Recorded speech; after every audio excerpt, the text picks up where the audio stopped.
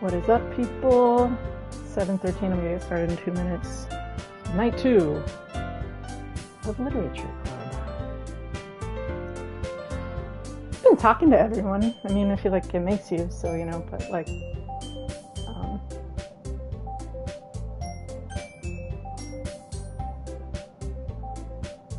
I'm curious how, don't answer this, but I am very curious how long into the game I have to get before things start going sideways. I don't know anything other than that it's, with all these warnings, it's got to go sideways at some point. I have not watched any playthroughs of this. I've only seen the trailer. Like, I didn't look anything up, but this was the PS Plus game, and I saw the controversy, and I was like, all right, let's do it. So,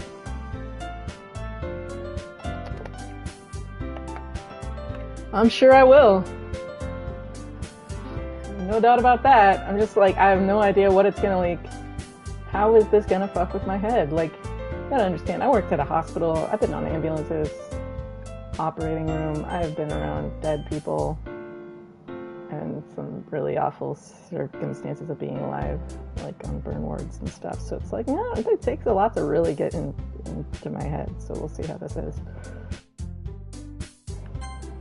Speaking of, let's do it!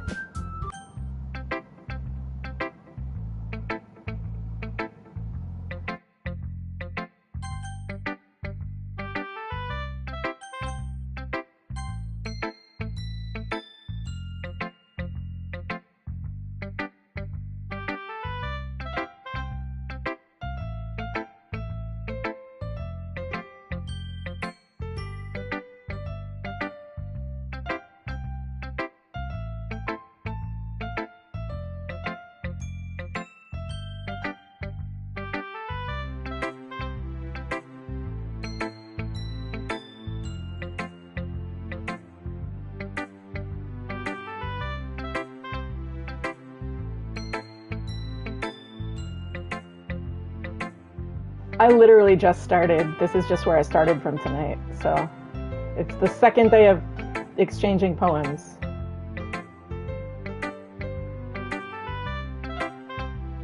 And she and I read a book before class.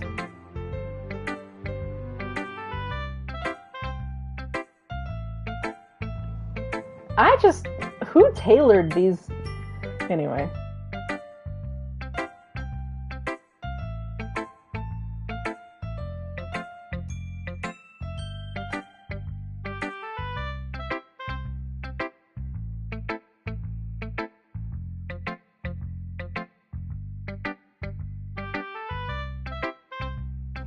I have no idea what's ahead, so I mean, I have some guesses, but well, no, it's even if material doesn't do that.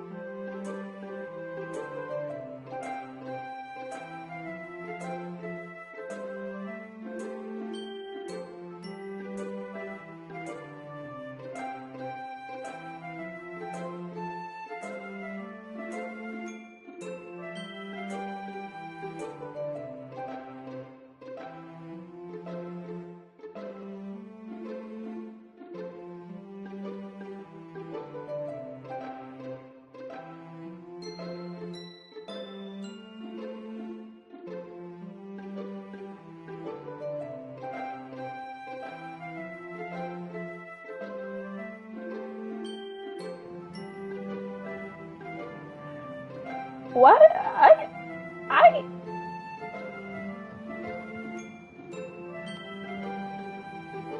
don't don't think there's an actual raccoon.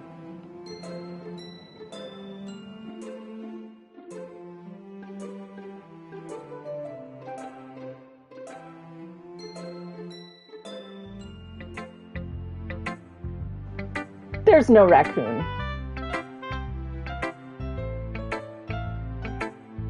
I've known enough people of this personality.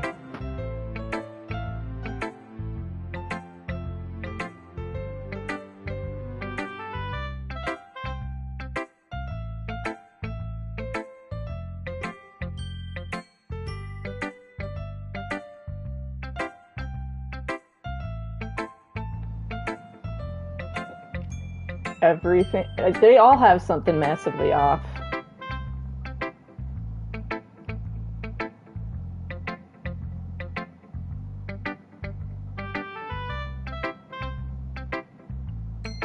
I also was like the goth, black-haired, super broody high schooler at a place with uniforms like this. I lived that life. We didn't have the blazers though. Just polo shirts. Yeah. Here's the thing, that's what I was, when I transferred to that school, people, like, it was a religious school that most people had been at since kindergarten, but I didn't go till 10th grade. And all I had was like black hair and sometimes black nail polish, and it was like so scandalous, people said I Satan worship and eat babies. But then the next year it was cool, so everyone was doing it. I was unfortunately just a year ahead of when it was allowable, so I was ostracized and a Satan worshiper who eats babies. So it tends to be how it goes.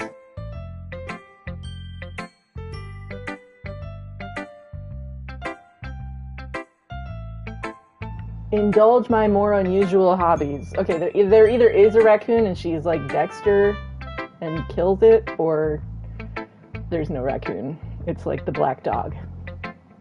No, it was the early 2000s. So it was like, it wasn't until like Avril Lavigne type stuff like got popular, and like Paramore and stuff, that people like kind of like emo kind of got in towards the end of when I was in high school. But I wasn't like actually goth, I wasn't like actually emo, I just literally had black hair and sometimes like weird colored nail polish. I was obsessed with Evanescence. And that was it. I got into Evanescence right before they blew up. Which is why, if you go back and watch the Diary of a VMA Superstar from 2003 or something, when they were, their first album was nominated for VMAs. Earlier that summer, I had given Amy Lee a drawing I made. I think I talked about that on here. I gave her the drawing I made of her, and she kept it and was like hanging up in the tour bus while they were interviewing her a couple months later. Oh, you kept it.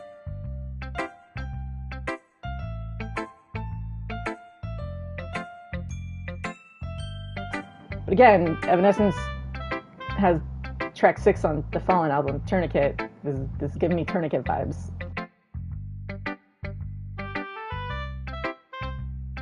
She got way too into describing the knife blade, that's all I'm saying.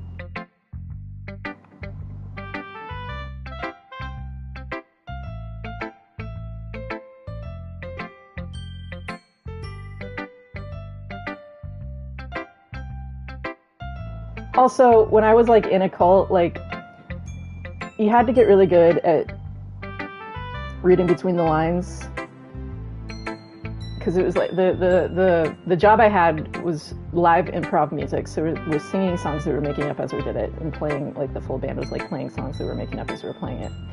And like people would get these, like, we'd call them oracles, where they were like singing their journal basically, and it's like people in the room who like didn't participate in making the music, who were just like visiting or watching the like TV stream.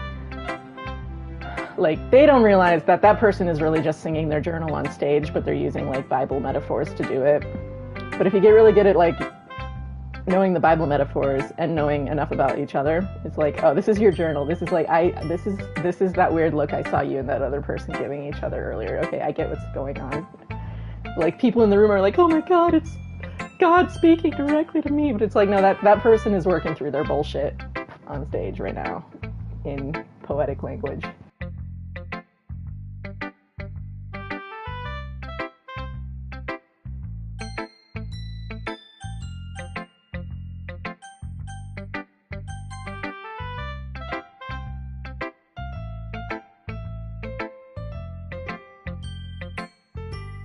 Well, no one would admit it to themselves.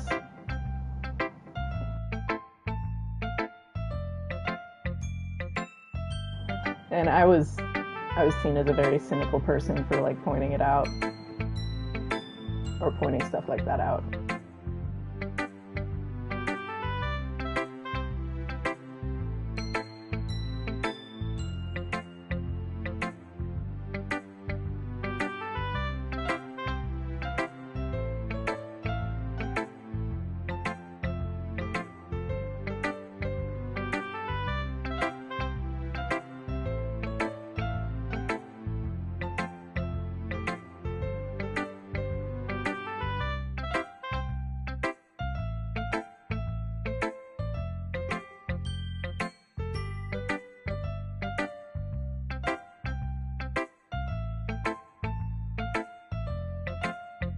Yeah, I did.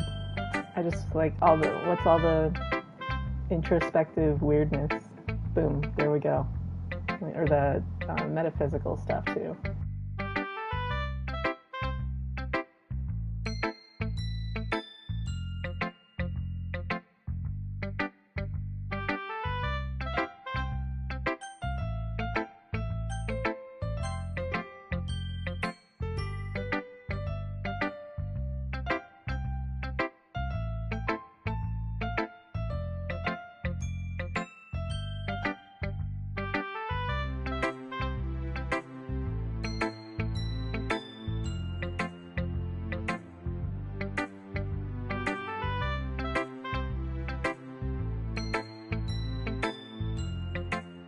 Wait, the other girl didn't even show me her poem.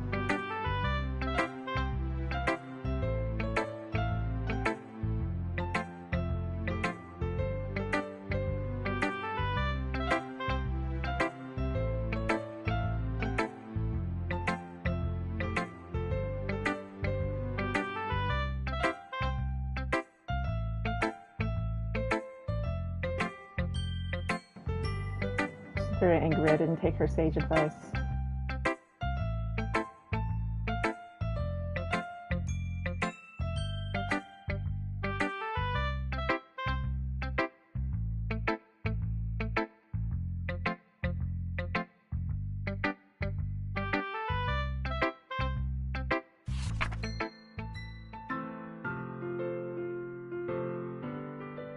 Okay, so you're taking acid.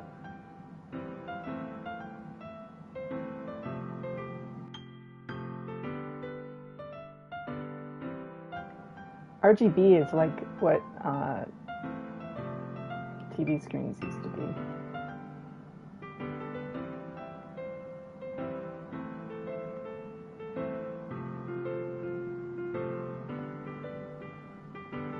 It's a very cathode ray tube poem.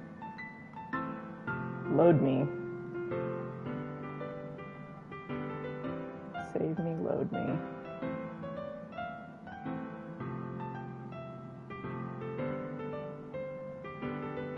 Like noise, red, green, blue, sine waves. It's very electronic. Waveforms.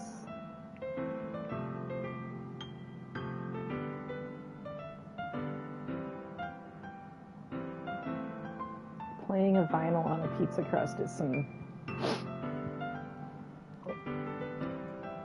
interesting imagery. I relate to this.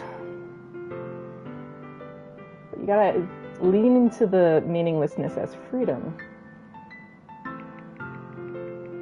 That's the trick. You sound sad.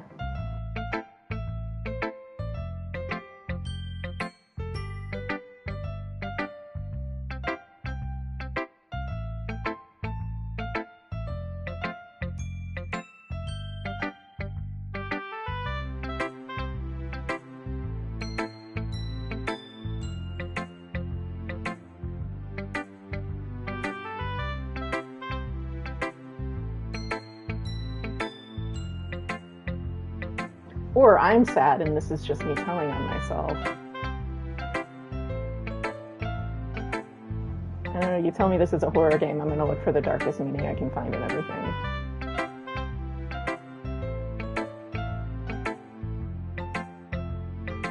Excuse me, what?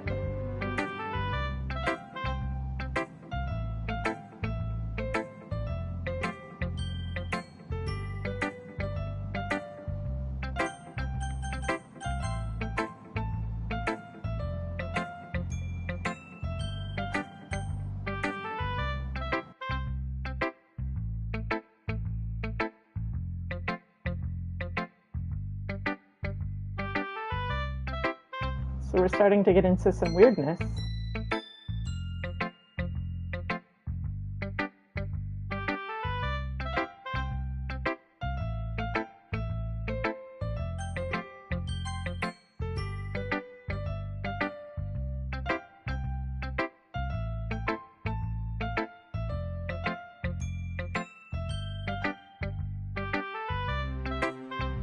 Yeah, no, it's just a little fourth wall breaking. No big deal.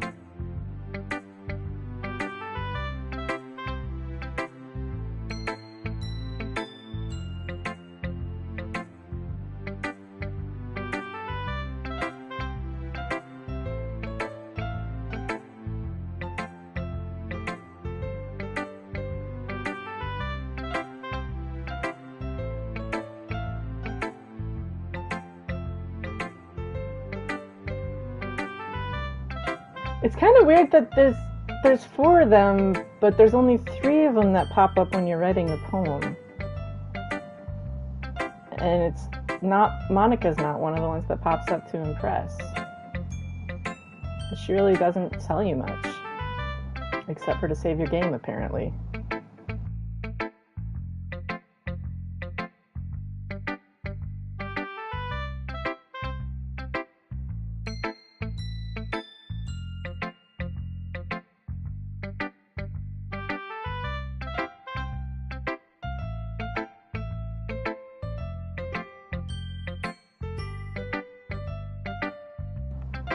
Hey, hi, hello.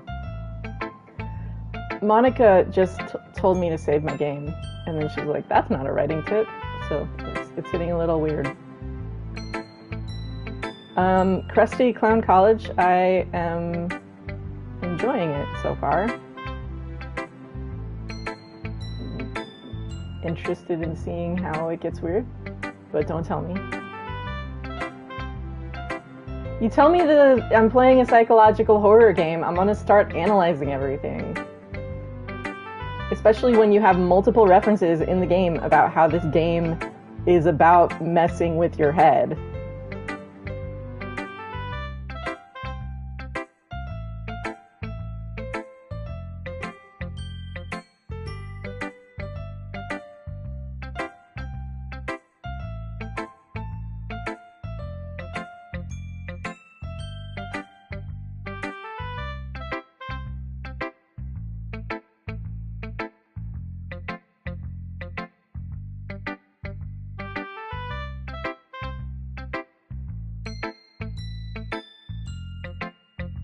These girls are all depressed. It makes sense that they would become the broody poets.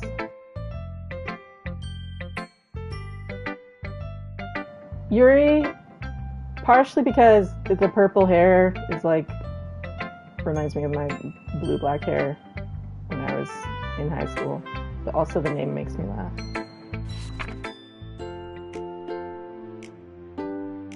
Who isn't a little sad?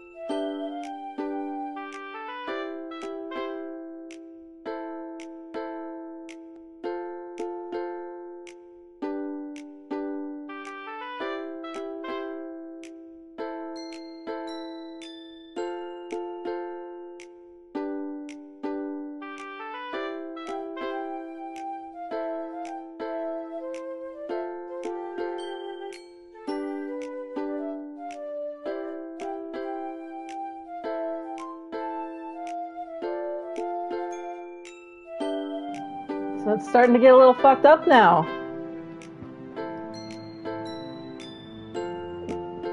My friend Sayori, has anyone ever told you the term people pleaser?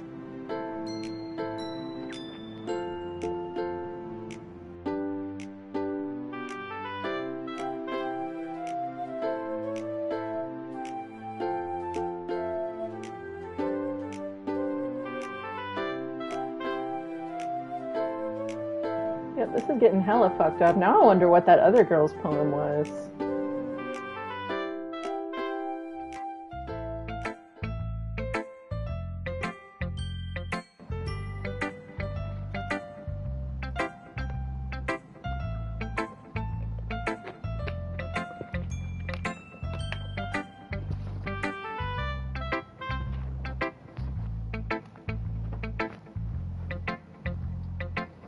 It was very different from a poem about making breakfast.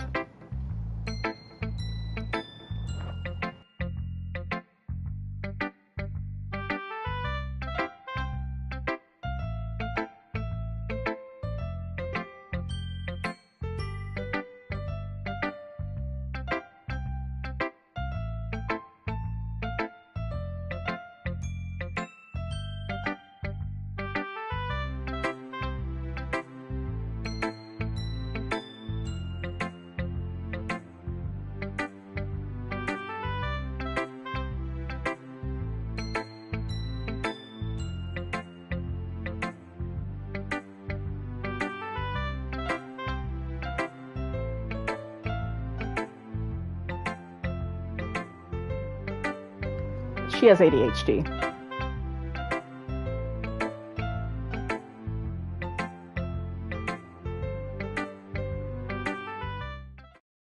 Which I already figured from the sleeping in late and procrastinating until the morning of to write her first poem. Very, very ADHD. Okay, Monica.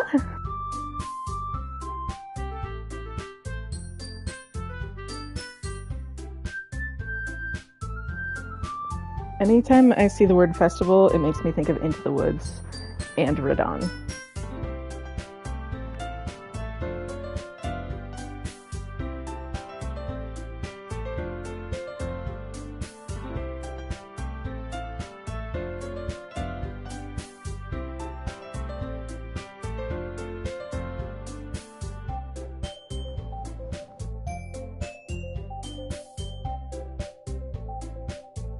Wait, Into the Woods is a game? No, I'm referring to the Broadway musical.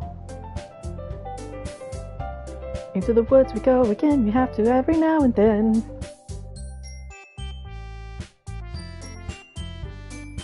The festival? The festival? The King's Festival? All good. It's fine. It's, actually kind of like this game. It starts out super cheery fairy tale and then turns super dark and has you examining your soul. Which, I don't know. I imagine that's where this game is going because of the disclaimers. I have not... All I've seen was the trailer. And so I'm just expecting it to turn super fucked up at any point now.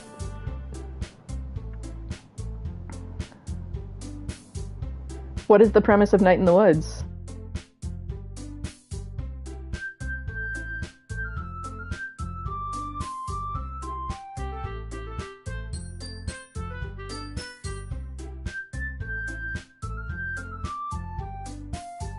Why is a literature club performing? Like, beat poets? Like, So I Married an Axe Murder? Whenever I think of beat poetry. Woman. Woman. Oh, man.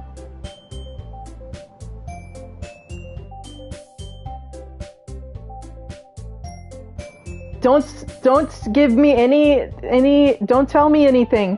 Don't tell me anything. I haven't played this, I haven't looked anything up. Please let me experience the game via the game.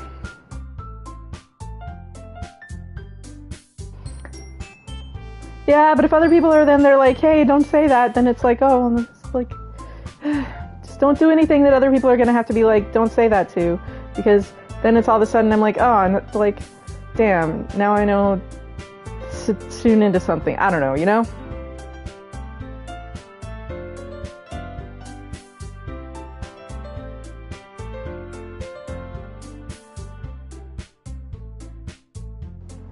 You're a cat that comes home from college and you talk to all your old town friends. What's the gameplay like?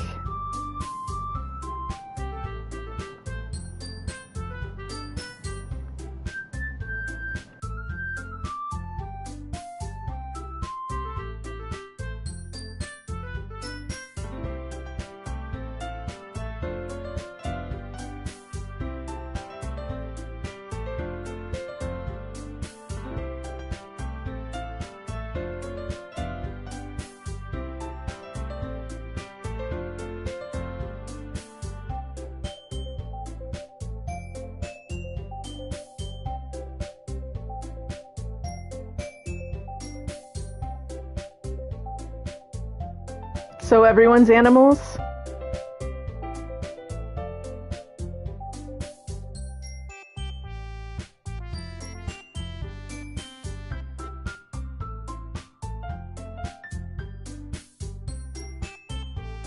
Does this game also have a raccoon that goes and gets bread from a purple-haired girl?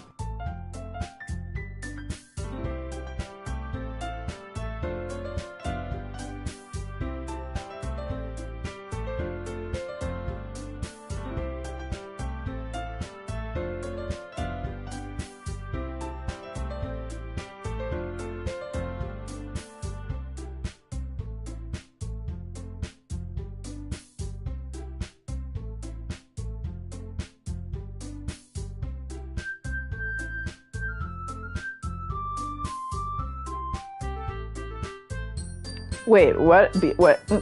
Not gonna say it. You guys, I'm a 12-year-old. Permanently. If that wasn't already obvious for my reason for picking Yuri.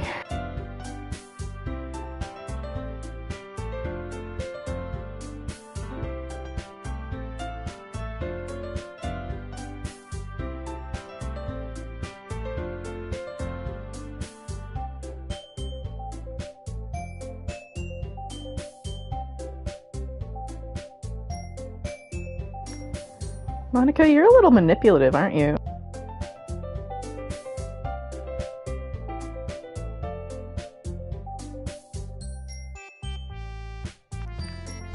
And that's why we're friends, Astro.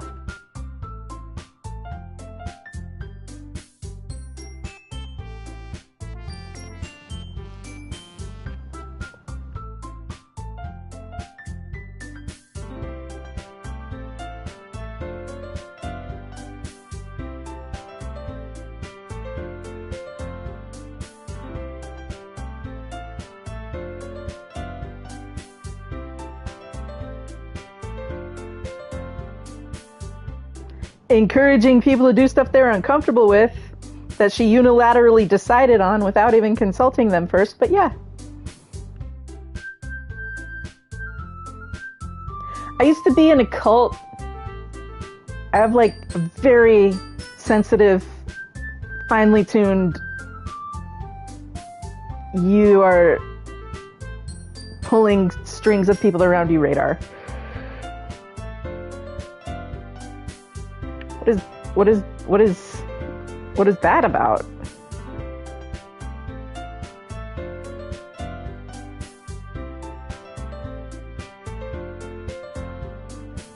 We're peer pressuring her.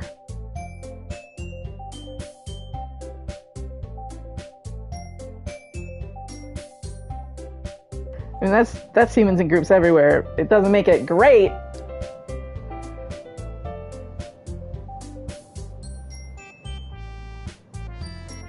Foreshadowing!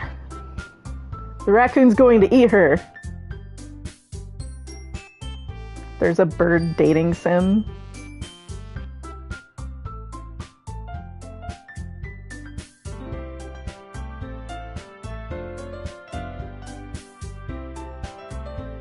We've written all of 2 poems.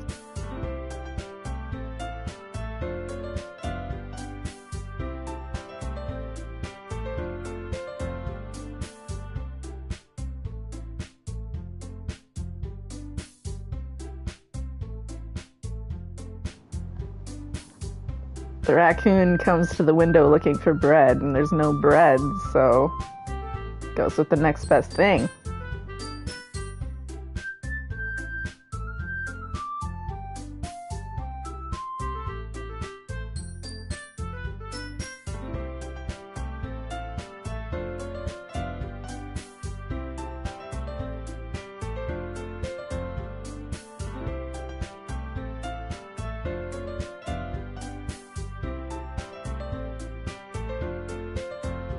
This is the first time I've ever played anything dating sim like, unless you count like Stardew Valley or Mass Effect, where that's like a secondary mechanic within, you know.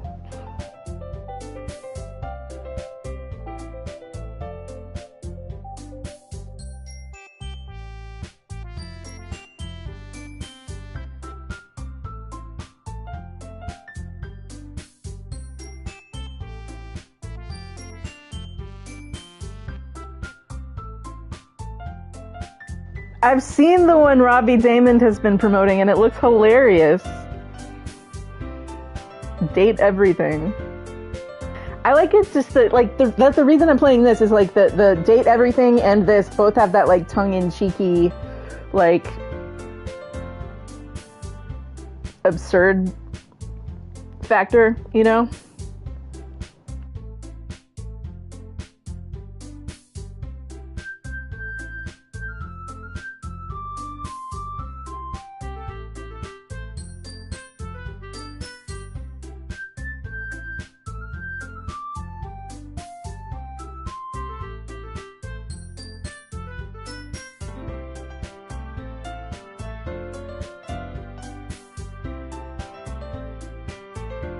The raccoon.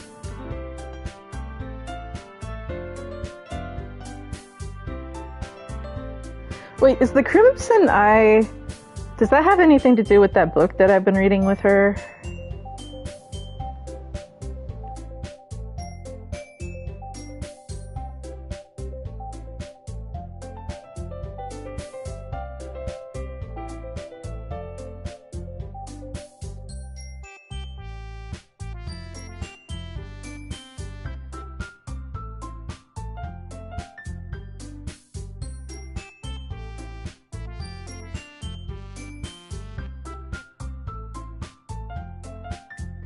What is that one about, Ghoul Hoodie?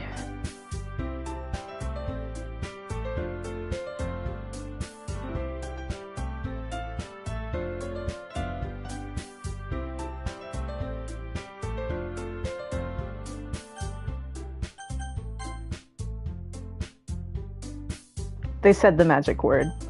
I'm just gonna start listening to that.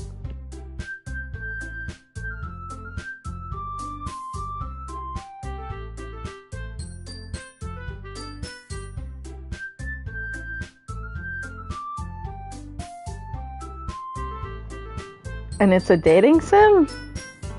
Magicians summon heroes from history to fight for them.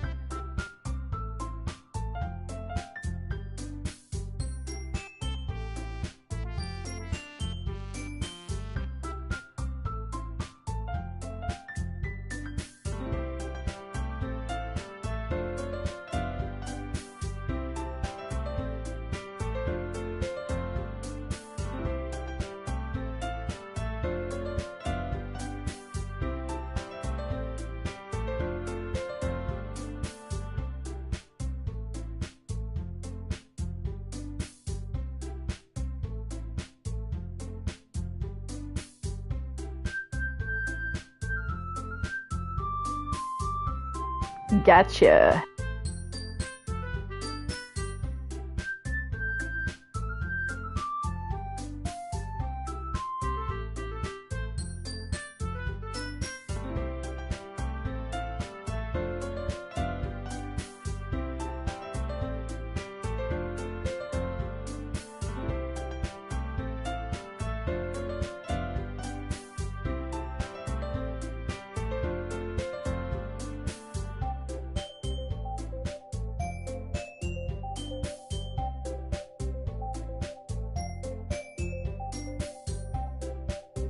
She's a huge fan of me.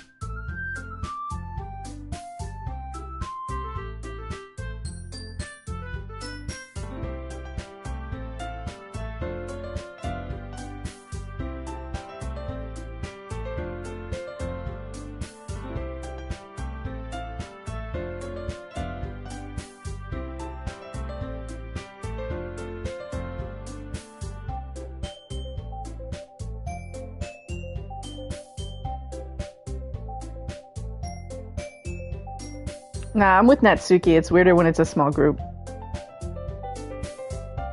You get a big enough crowd, there's a detachment from the audience.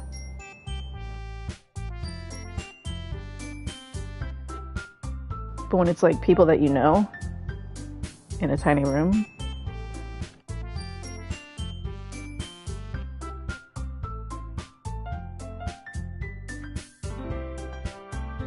exactly. Yeah, musician, you get it.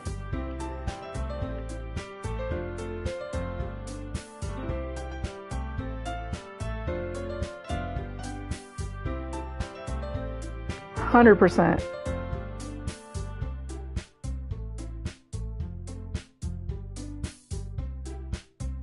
Exactly, Astro. It's like, oh, like, I have to go, like, actually talk to this person and hear their thoughts. Versus, like, when my job was, like, you know, web streamed, I didn't ever have to see the people that watch the web stream. I don't care how big the number is, because I'm never gonna see them.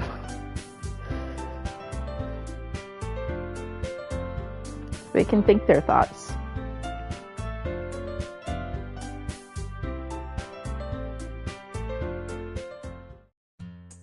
For it was like a live music stream that sometimes would get recorded and then aired on the God TV channel.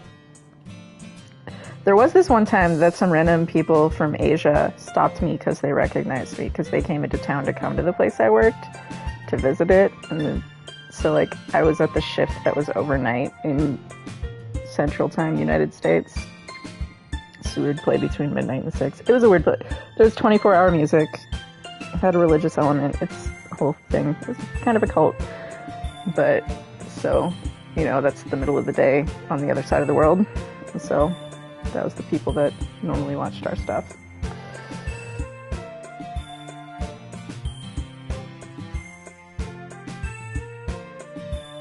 Kind of a cult.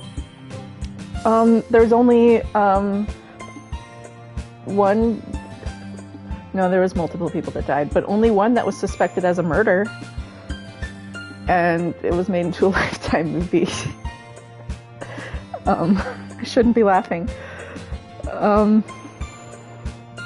But, so, it was suspected as not a murder, because there was a bottle of pills in a bag over her head, and she was in the back of a van, parked at a lake. Then someone confessed to murdering her, and it went really sideways. It went really sideways. Yeah. It's multiple of the, like, weird murder situation podcasts have covered it as well. So, like the My Favorite Murder and stuff like that.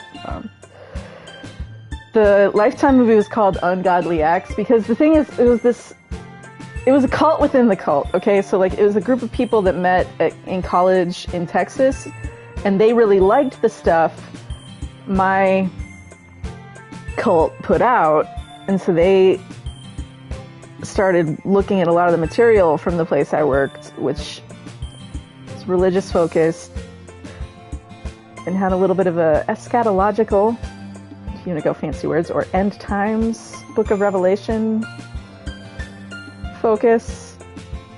Yeah, came for cute dating game, got true crime. Well, also, this cute dating game is apparently a really, like, controversial enough to get banned in some countries, psychological horror. So, I feel like what I'm saying is appropriate for the situation. There's like a Rolling Stone article, the Lifetime movie's called Ungodly Acts. I've never seen it, but I've seen the trailer, and so they do like military drills preparing for the end times. Not at the cult I was in, the cult within the cult that I'm talking about, where there was the murder or suicide or murder. They ended up letting the guy out because they couldn't take it to trial. There was insufficient evidence to take it to trial. So they let the guy out of prison, jail, whatever, and they did not take it to trial, but they haven't closed the case. And the cops that worked the case, the family of the girl who died and the cops that worked the case are very divided on whether it was a murder or not. So there's that. And then right now it's in national / a little bit international news because the guy that founded the place, October 27th last year, they announced it. So this week last year, a woman like came forward against the guy that founded it for basically that like he groomed her when she was like 19. And then in the wake of that, another couple of women came forward about stuff that happened when they were like 14 or 15, like 40 years ago. So that's fun. And yeah, but I had already left. I left in 2016 and actually started trying to shine a light on some messed up stuff there because there was some other stuff that happened where a person I knew was assaulted by a guy and then they didn't handle it really well, and I was like, that's messed up. And I tried to get better policies put in place to train people to not re-traumatize people when they're assaulted. And then I was like, why did the guy that I went to try and get a better policy put in place resign 4 months later when he was the second in command, vice chairman of the board, and has been doing this for almost 2 decades, and now he's just out of there. There's only a few reasons why he might have bailed, when I know the last thing he was working on was 2 different incidents, the one I came to him about and this other one that was why we came to him. Because there's this, yeah. So that's a whole complicated web, and I can get into it more later, because it's real sad. Because that gets into, there was this church in Modesto, California, where this guy used to be a youth pastor, and then he did something to his 14-year-old girl. And then they just let him, quietly resign, and then he, keeps working in ministry. So next thing you know, he's working at this place that I used to work at in Kansas City. And he's, leading a program there for senior adults, not seniors in high school. But, given what I just said, I understand if there was confusion. So, he didn't reoffend, but what he did to the 14-year-old went on for 2 years. So that was messed up. But then, when she came forward and was like, hey, this dude did this to me 20-something years ago, and, he's, still in ministry at this place in Kansas City, and that's fucked. So, because she was, suing the church. So he actually ended up helping her on her case against the church that handled it poorly. And so then the organization I worked at was like, if you've experienced assault of this nature or abuse of this nature in our community, please come to us. And I was like, no, please don't. So that's when I went to the vice chairman, it's the C-level, second in command. I think he might have been maybe he was the COO. I think he might have been the COO. I don't know. I met with him. I got my friend to come tell her story, and I was there to make sure that they followed through on whatever they promised.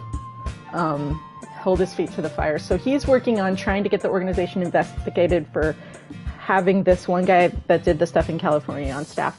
And he's working on trying to get a better policy put in place for how they handle people who have been assaulted or abused. Because what they did to my friend was real messed up. There's this thing called Matthew 18, and so in Matthew 18, it's like this how to walk out biblical conflict thing, where if someone like hurts you, you're supposed to go to them by yourself, and then if they don't hear you, you're supposed to get a witness or two to go to them with you. And then if they still don't hear you, then you bring it before the church, and if they still don't hear you, then you excommunicate them from the church. But that's not really, like, that's a fucked up way to walk out an assault, is to say, well, you need to talk to the person that did this to you and work it out. But that's what they did to my friend. Like, that's fucked, and you guys need to not do that to people. So, but then it gets more complicated, because I grew up in Scottsdale. And so when the other lady came forward about what happened to her at the church in California, Modesto, California, you can look her up, her name, it's Modesto B. The dude's name is Brad Tebbett, and the place I worked is called the International House of Prayer, Kansas City, and the founder, who's really messed up, is called Mike Bickle, and this is all out there. There's been international news stuff. So, like, this other lady comes forward and was like, yeah, so, like, this other pastor that worked at this Modesto, California church did similar shit to me, and you also let him quietly resign. And here's where it gets fucking, like, weird. That guy's name is Les Huey, and he's the senior pastor of Highlands Church in Scottsdale, Arizona, where I went in high school.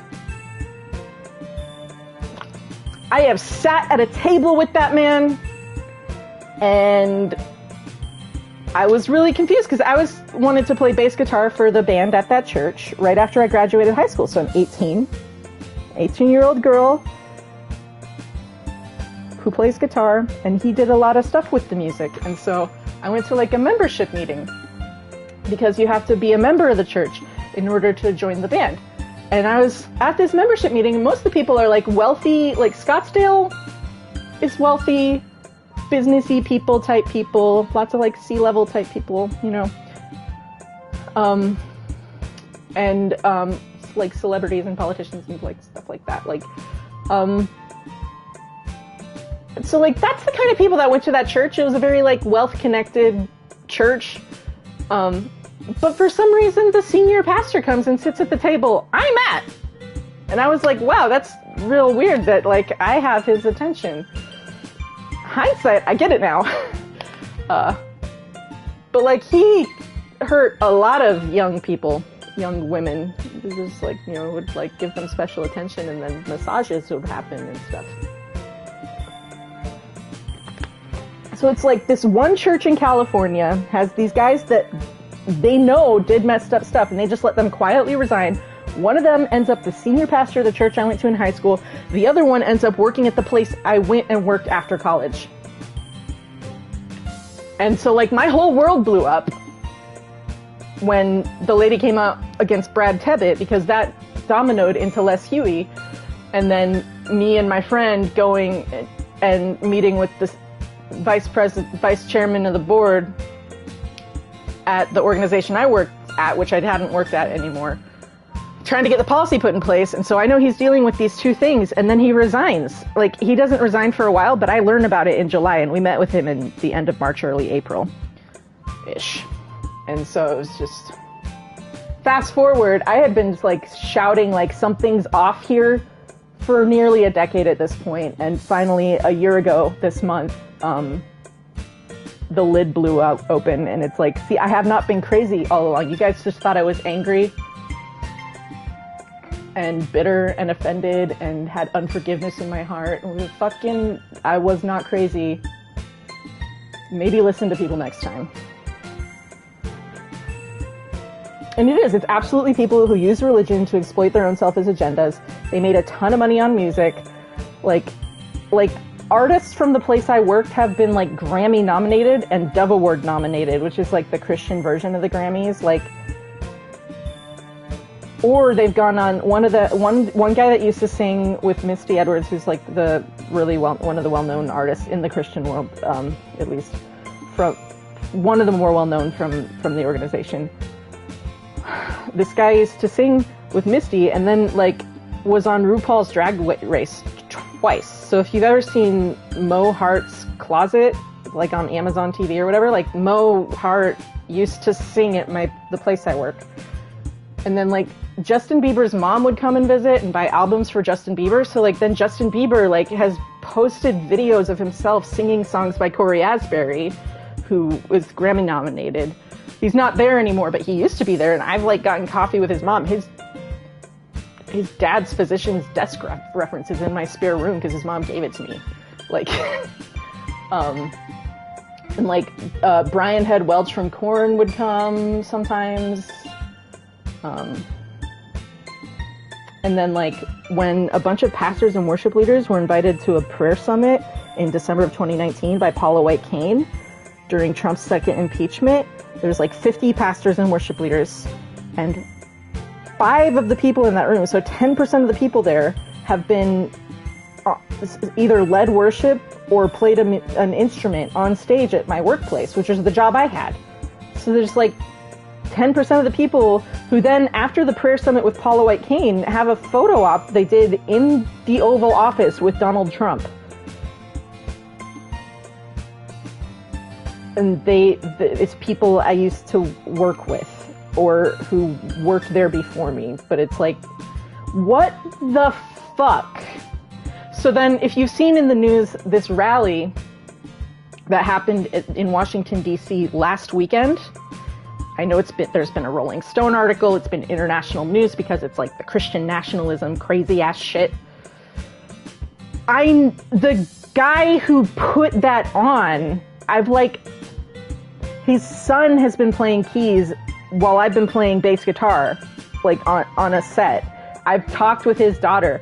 My former roommate and one of my good friends who I was on the phone with earlier today, like, did work closely with him. One of my other friends, one of my dearest friends was there, did an hour of the music there during the communion portion.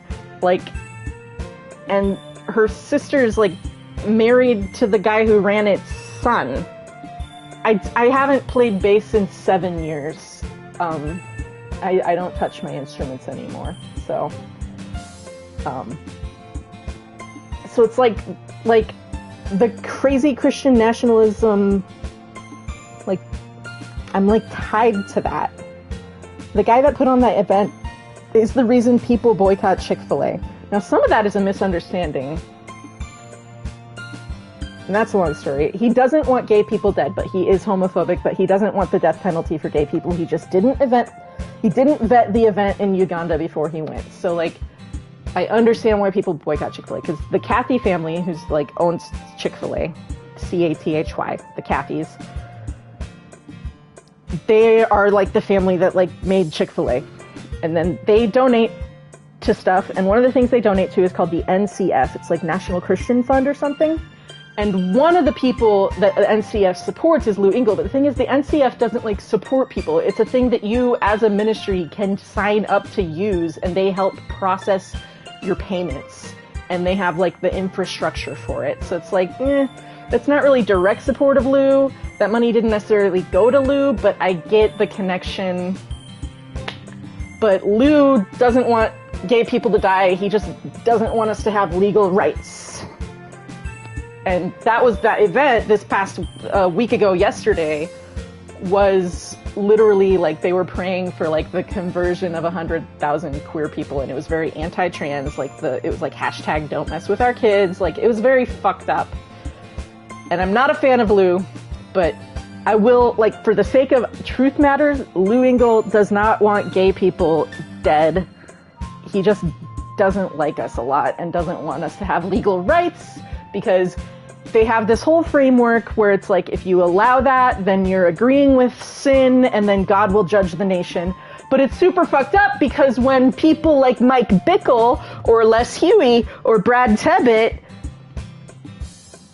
sexually abuse people, then, like, they're like, you need to learn how to forgive. These are men of God. Like, we'll restore them to ministry because they're called, and the gifts and the calling of God are irrevocable. And so they literally have this portion where they're like, you need to break your agreement with the spirit of trauma over your life.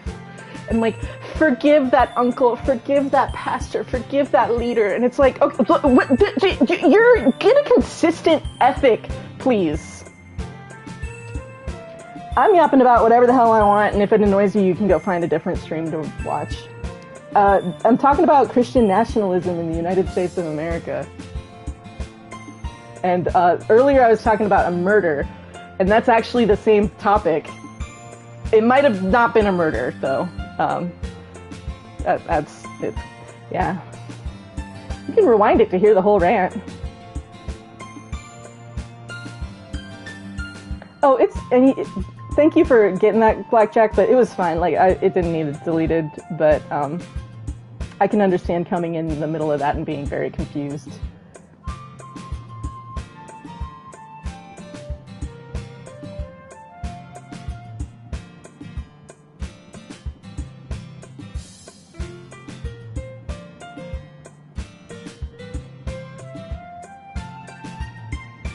So, like, speaking of really things that should be bright and uplifting that turn into psychological horror, I went to go and, like, make love songs for Jesus, and turned out to be in, like, an end times,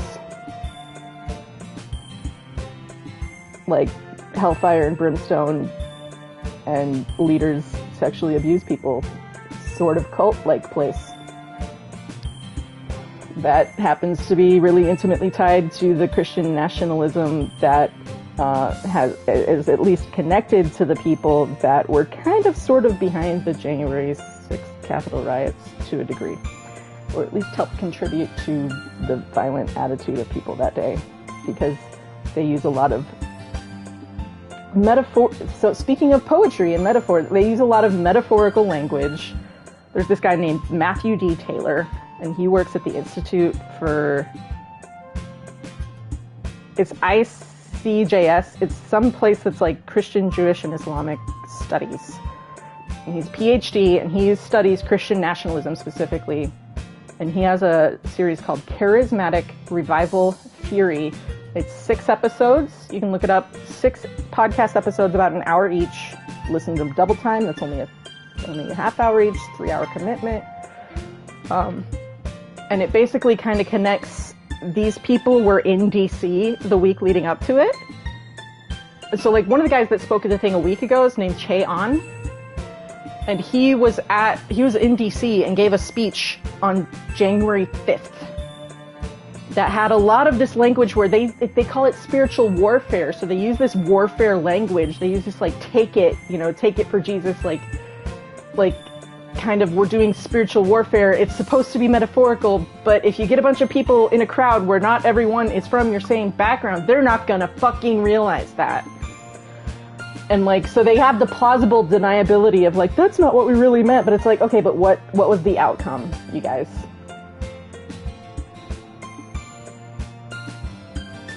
And that goes into, if you remember, if you guys are familiar with, like, Jesus Christ Super Spreader dude that was doing the Let Us Worship tour during the COVID lockdowns, the guy with the curly blonde hair, in the picture with Trump that I was talking about earlier, he's literally on Trump's left hand, reaching over, practically trying to touch Trump.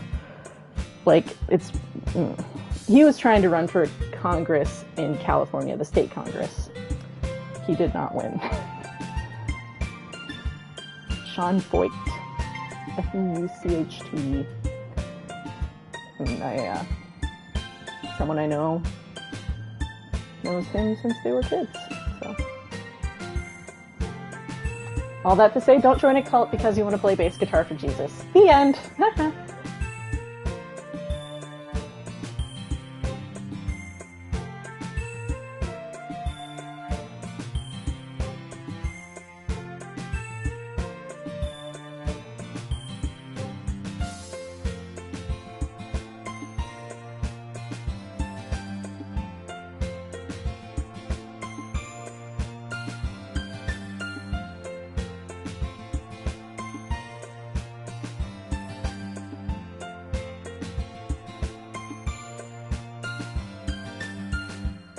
ADHD.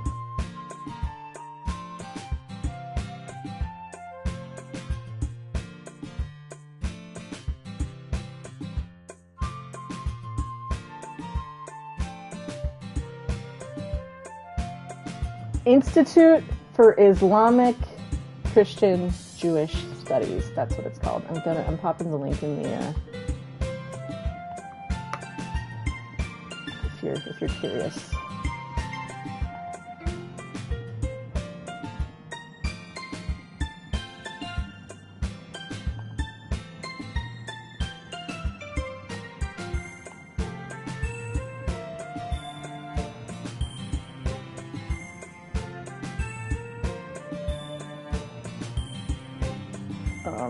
Oh, what else was I about to pull up?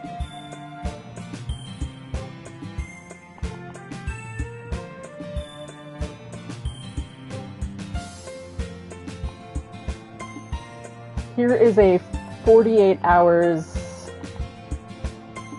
about the, is it a murder, is it suicide situation as well. Just because I just said a lot of stuff. So I'm going to give you guys some receipts because extraordinary claims require extraordinary evidence. That is a tongue-in-cheek joke, but it's also true.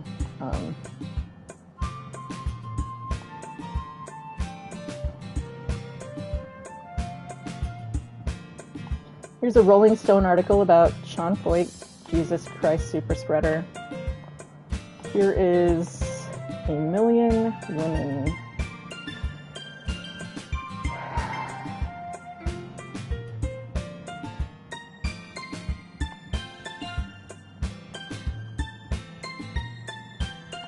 Here is Rolling Stone article about Christian supremacists. Mass exorcism. Christian supremacists take over the National Mall. Rolling Stone, 2 days ago. It's really not. Anyways, I can share more if you really want, but I'm going to go back to playing a video game. So the first link is charismatic revival theory. It connects this kind of this expression of Christianity, which is the New Apostolic Reformation, to the Capitol riot on January 6th. Second is the murder / was it a murder ? Of Bethany Deaton. The third thing is just a photo op that they took in the Oval Office with Trump with a list of a bunch of people's names. I know I am connected to, indirectly connected to more than 5 of those people. Directly, one of them is a friend of mine that I used to talk to every day, and I texted them, and I was like, what the fuck are you doing in the White House? They're using you. And he's like, I'm using them. I was like, that doesn't make it better.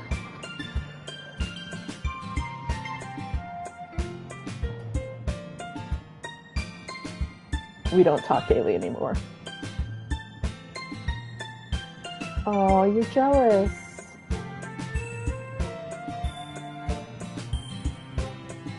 You walk home with me every single day. Is it going to be the end of the world if I walk home with someone else once?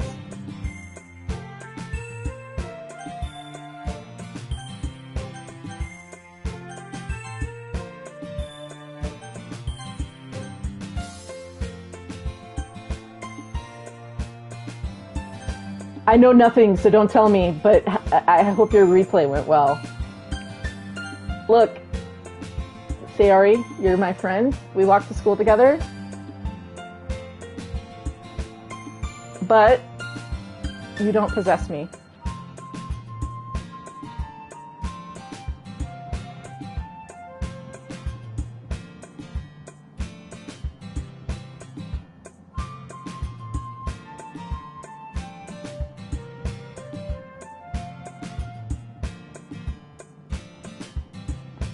Why is it never going to happen?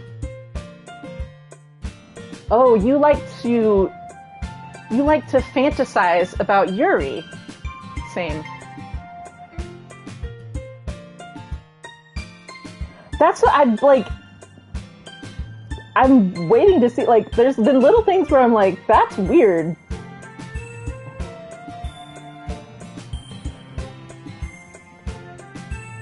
No, you want me to not need you because you're a people pleaser and you're extending yourself more than you have to give. Like, your poem was extraordinarily sad, young lady.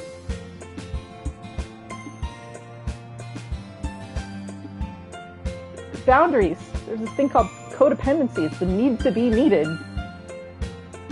And it's not good for you to overextend yourself until your head is echo, echo, echo. I'm 36, I gotta say that.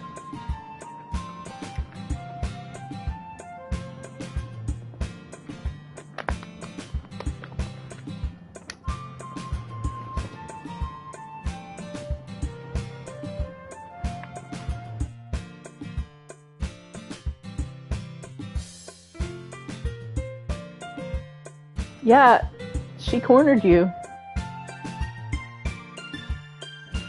Have a good one, Blackjack. I'll be back on same time tomorrow. I'm not going to go super duper much longer tonight, but I'm going to go a little longer tonight.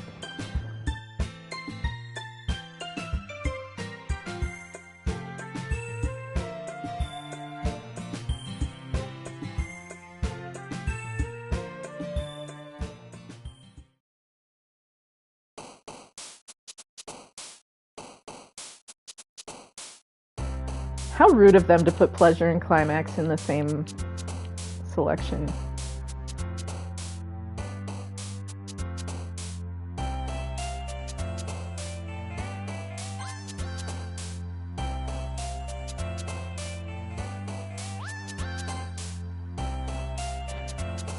Getting a little... No, I'm not going to say it. Do I, like, the expansion, do I have, is it just automatically a part of it, or is, like, something I have to select?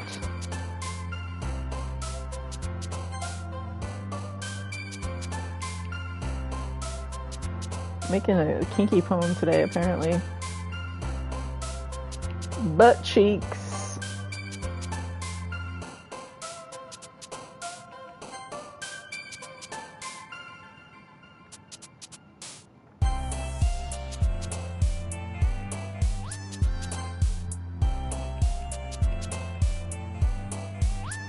I mean, if you're into that.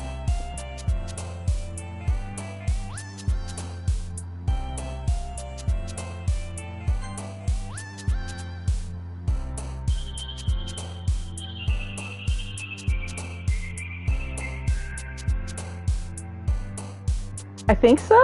I'm on PS5. Yeah, I think they jump if they like it. I'm not doing this one to please any particular girl.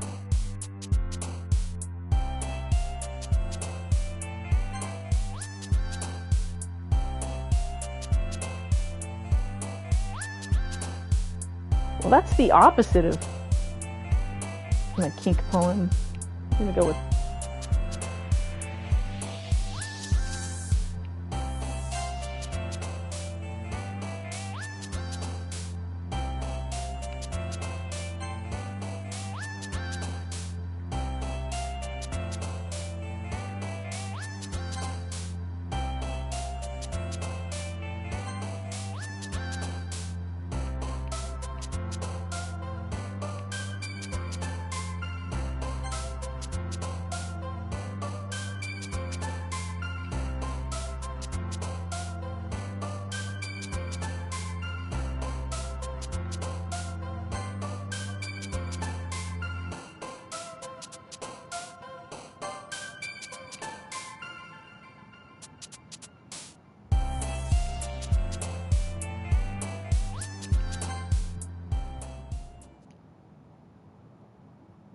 I did not do that one with any of the girls in mind. I was just like, what words make a interesting combination?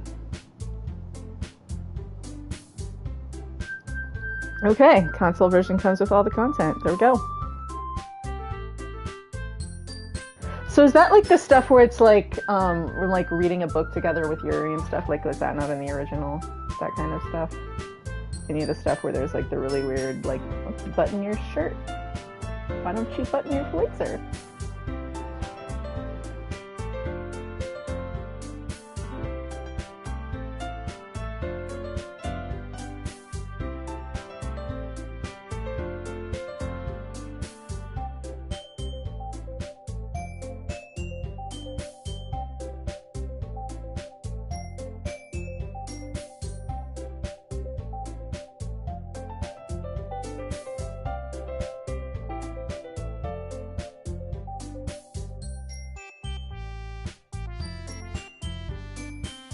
Gotcha. So you played this.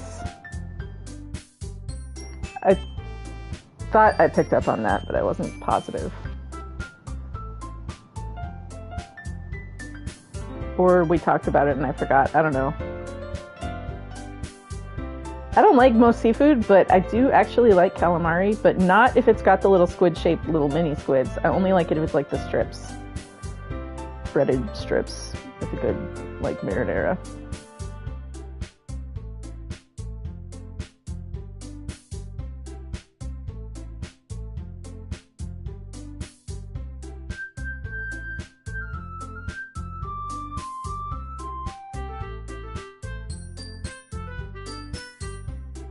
That joke does make no sense in translation. I don't get it.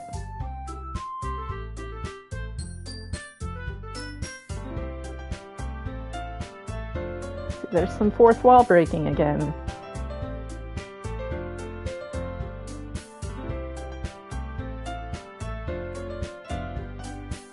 I figured.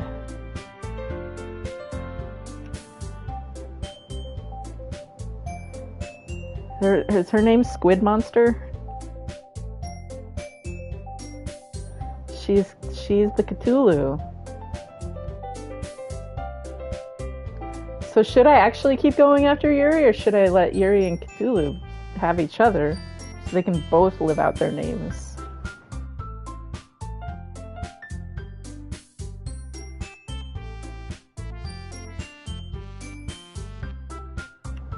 Man, empty head, smashed pill bottles, not doing so great.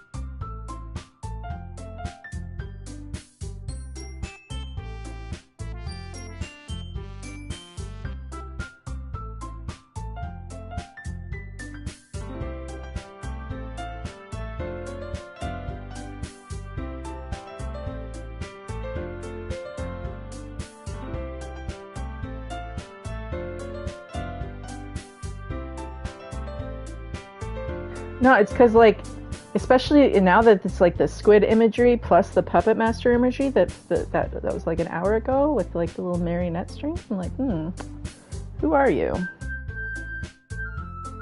And why aren't you in my journal to impress?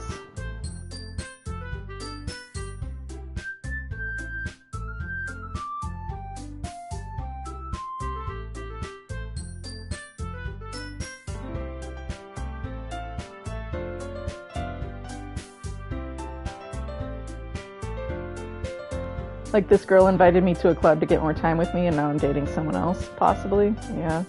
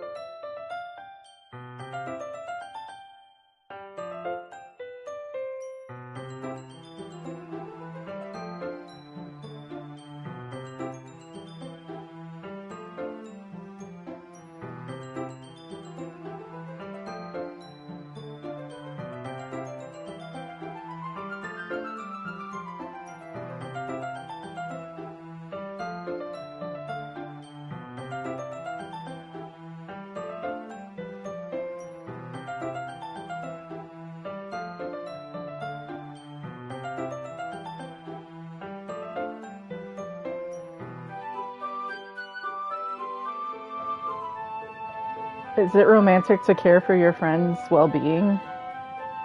Or can't that just be human?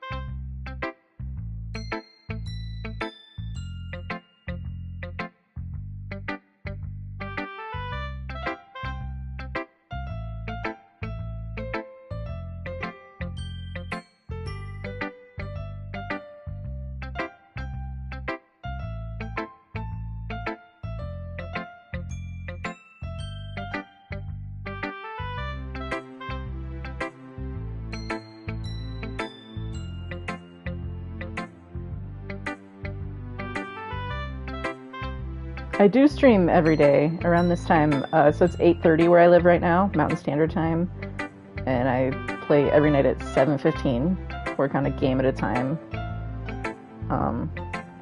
Try to do a variety, like Death Stranding, Bloodborne, Harvest Moon, Hades, this, Journey, Assassin's Creed Odyssey, like just kind of all over the board. And then on Saturdays I play Horizon. Right now, Forbidden West. The remaster for Zero Dawn's coming out soon, so I'll probably be doing that not just on Saturdays, because it's my favorite franchise. And there's the Lego Horizon coming out soon, too. There's going to be a lot of Horizon stuff upcoming. October 31st for the remaster, and November 14th for Lego Horizon. I play Elden Ring here and there, too, but my wrists have been bothering me, so I haven't been playing as much outside of this window.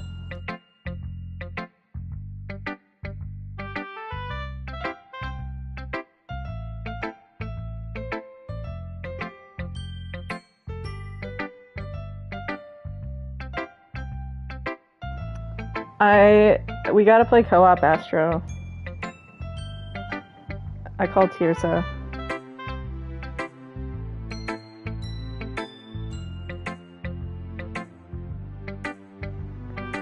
Where are you going?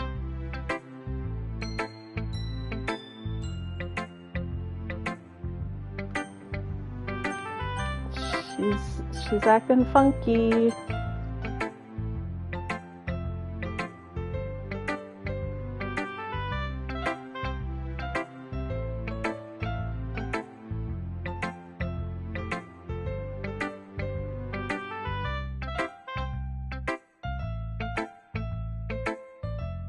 I have to order Lego Horizon. Someone gave me money and told me to spend it on myself. I'm going to use it on that. I'm like, do I want to order the one that comes with the stuff for $10 more? Which one did you get? Oh, I already ordered the remastered Horizon Zero Dawn. I gotta decide. Like, I'm like, well, if I do New Game Plus, then I'll have all of the stuff. Because I really want all the stuff. But it'll be boring.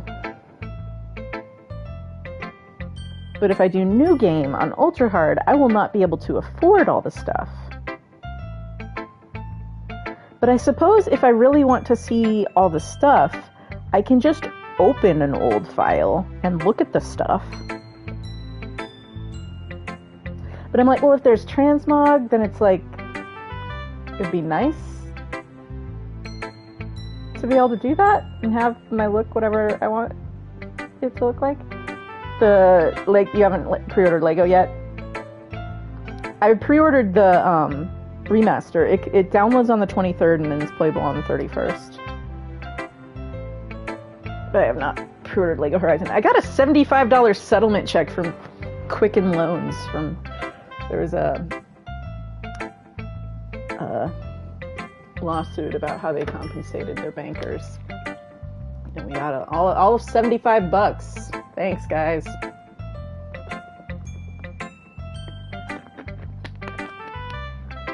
It's making 5 figures a month there, but sure, $75 is...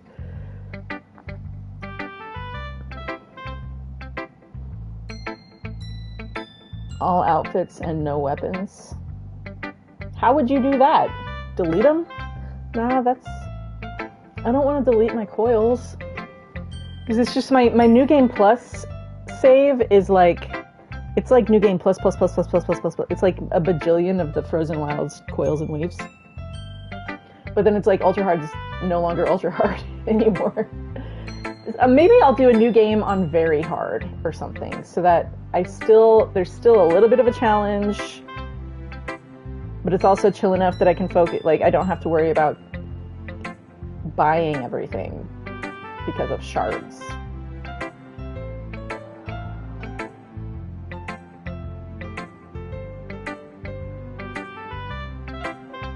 Very hard, no skill, new game. But then there's no concentration, and like, well, if I want to see like the quality of the remaster, I kind of want concentration. Maybe I'll do very hard some skills. I don't know. We'll figure it out. I've got a week, 2 weeks, whatever, week and a half.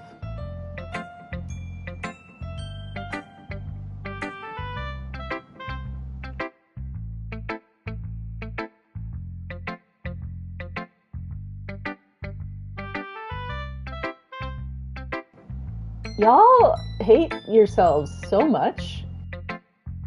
I mean, it makes sense that you become introspective poets, but holy shit. I'm saying that as though I don't treat myself the same way. What is your longest? Yeah, because you do the like fresh start through Frozen Wilds things all the time.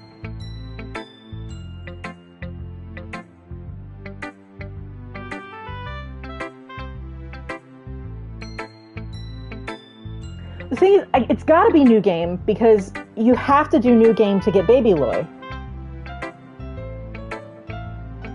So it's got to be New Game.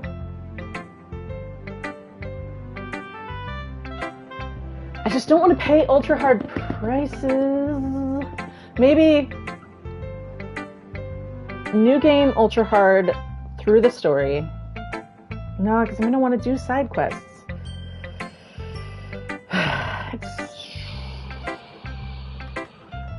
You can carry your saves over to the remaster. Well, but if you do an ultra hard playthrough, you can't switch difficulties. Or and New Game Plus, you're locked in for the whole playthrough also.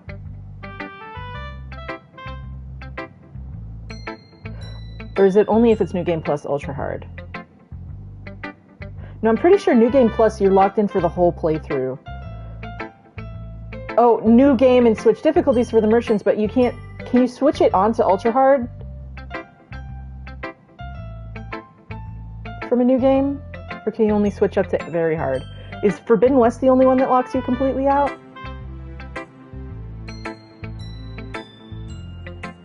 because shit, then I'm just gonna do New Game Ultra Hard and switch for the merchants. I didn't even think, I've been playing so much Forbidden West, I didn't even think that was an option. It's brilliant.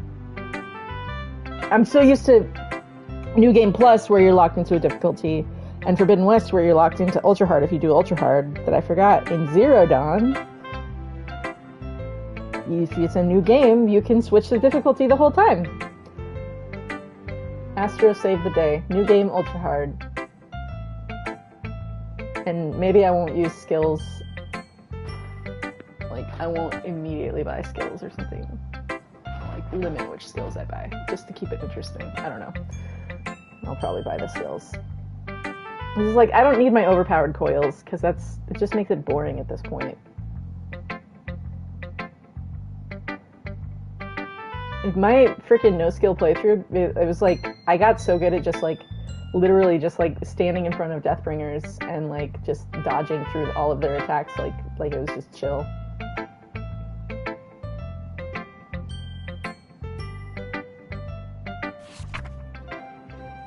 Beach.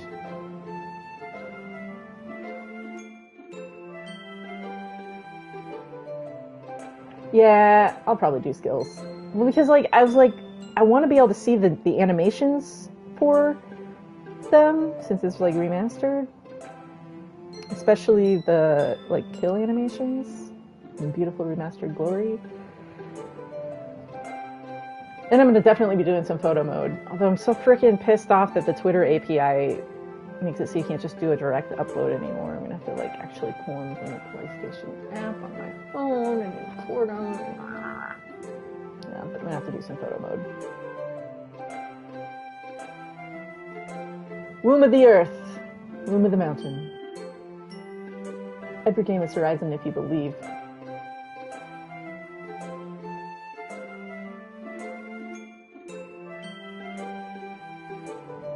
I don't blame you. I'll probably be doing daytime streams. Like, I don't want to do it in this time slot because I've already done a Horizon Zero Dawn playthrough in this time slot within the last year. No, 2 years. It's been 2 freaking years. Holy crap. But still, I don't want to do it in this time slot.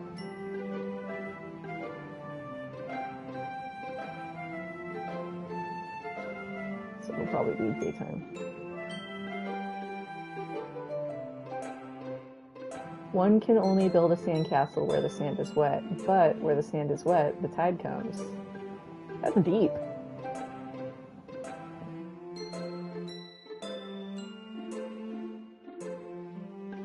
Either way, the outcome is the same, yet still we build sandcastles.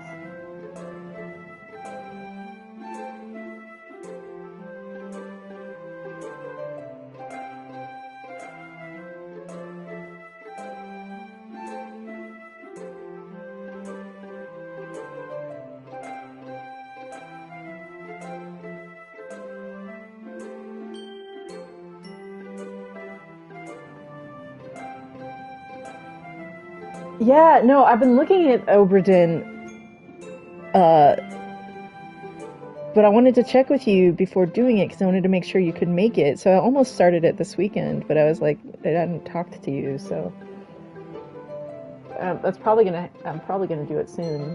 I'm trying to see if it like goes, because it looks like it goes on sale like a couple times a year, so I was gonna try and see if. Or you sent me.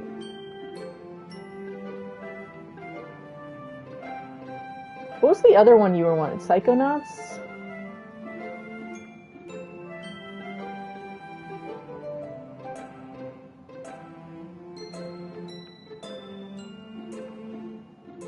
She wants to wade into the ocean and cease being. It's very Death Stranding-y. That game was wild. It was so good. If you haven't played Death Stranding, play Death Stranding. What is the appeal of Psychonauts? Like, I've seen it, but I have, like, no familiarity with it, if that makes sense.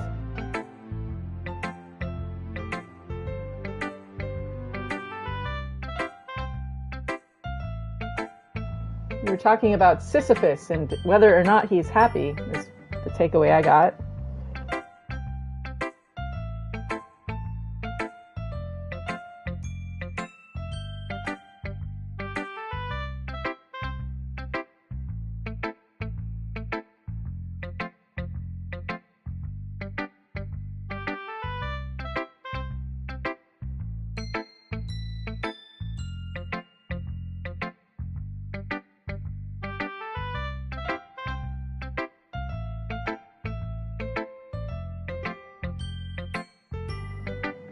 nothing can be explained whatsoever.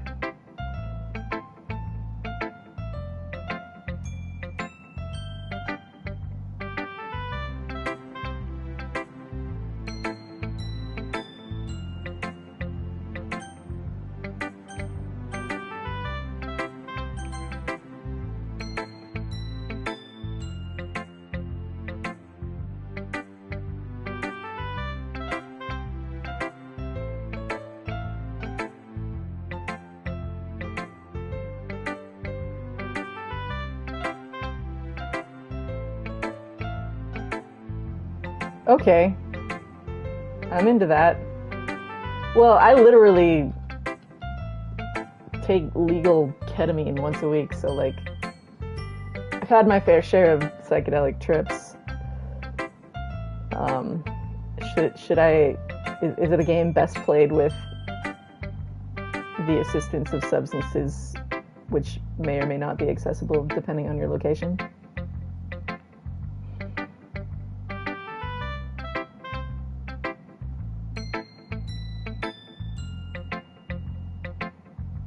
There are legally, I'm talking about legally procurable, just for the YouTube censors, weed.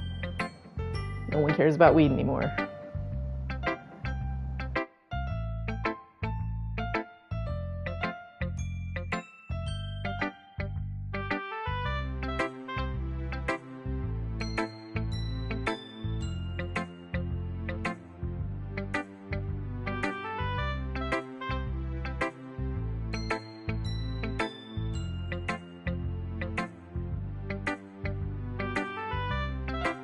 Is that how the TikTok teens are putting it these days?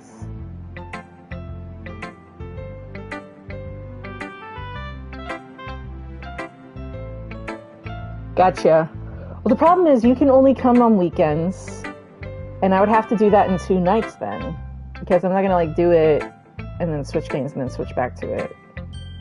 So that's the other reason I didn't do it this weekend. My wrist has been hurting me, so I've been doing shorter gaming sessions, but my wrist is getting a little bit better.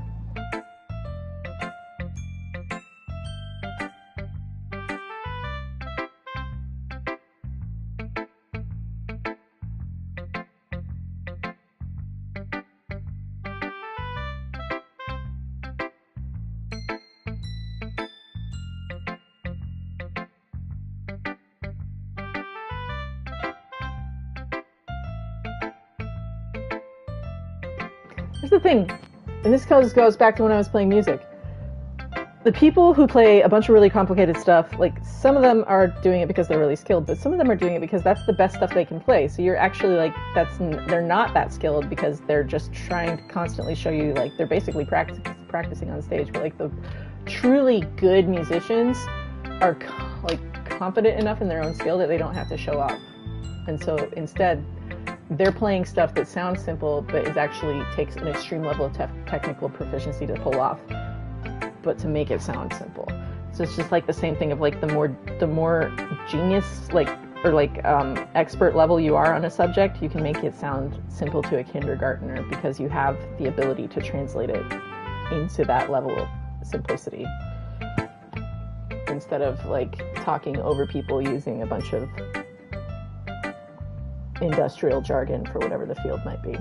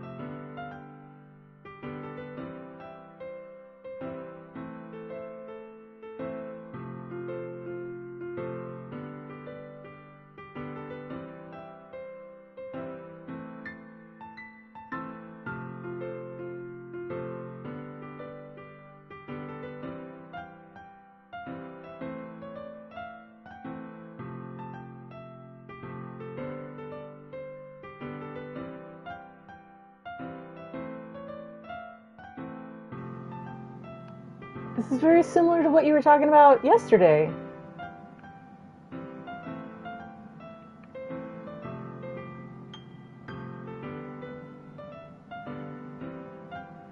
It's very Ecclesiastes. Hebel, hebel.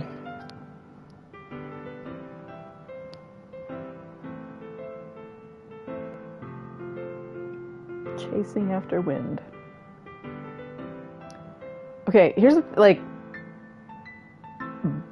religious beliefs aside. Ecclesiastes 1. Go listen to Ecclesiastes 1 and then go put on Dust in the Wind or Aerials by System of a Down. They're saying the same thing.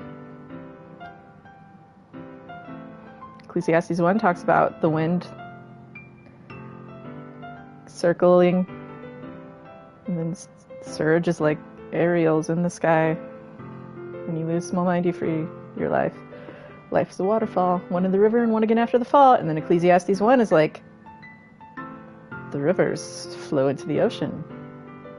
And then the water returns to the source and flows back through the river.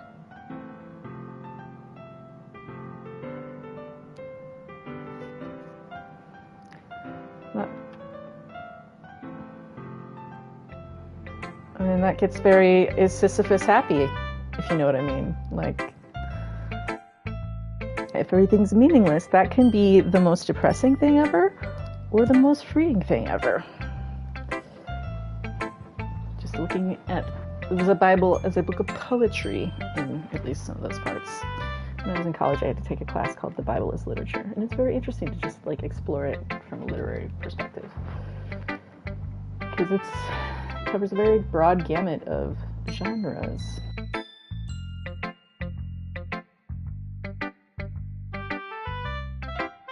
So you start like looking through a lot of different things, and you start to see things that are kind of like, you read the Tao and then you look at Ecclesiastes. It's like, I feel like you guys were smoking the same shit.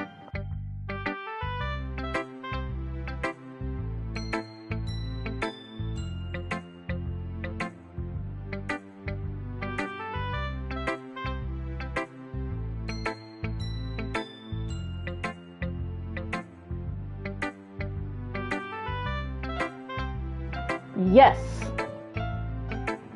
that's exactly what Ecclesiastes is about. This guy knows more than anyone else, and his conclusion is everything is nothingness, empty, vain.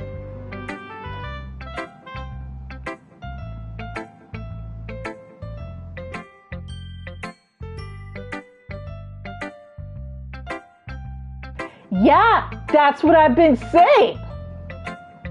Everyone here is depressed.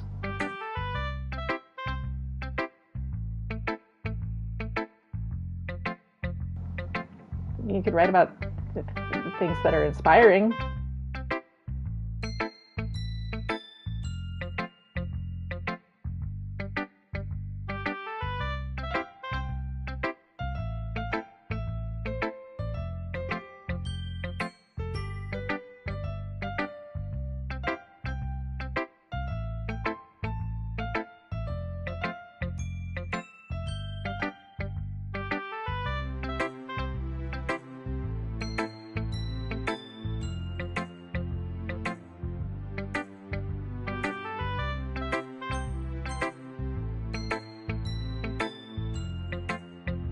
But I made this one a lot more like you. Wow.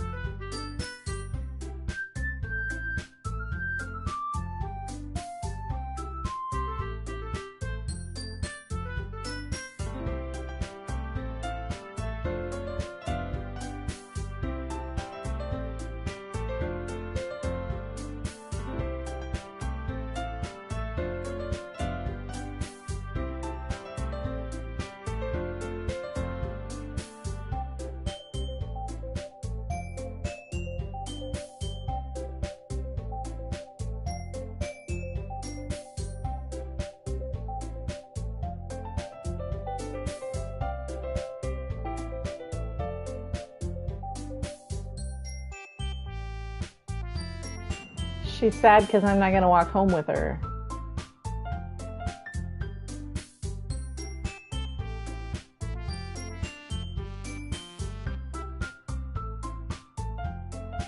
Called it.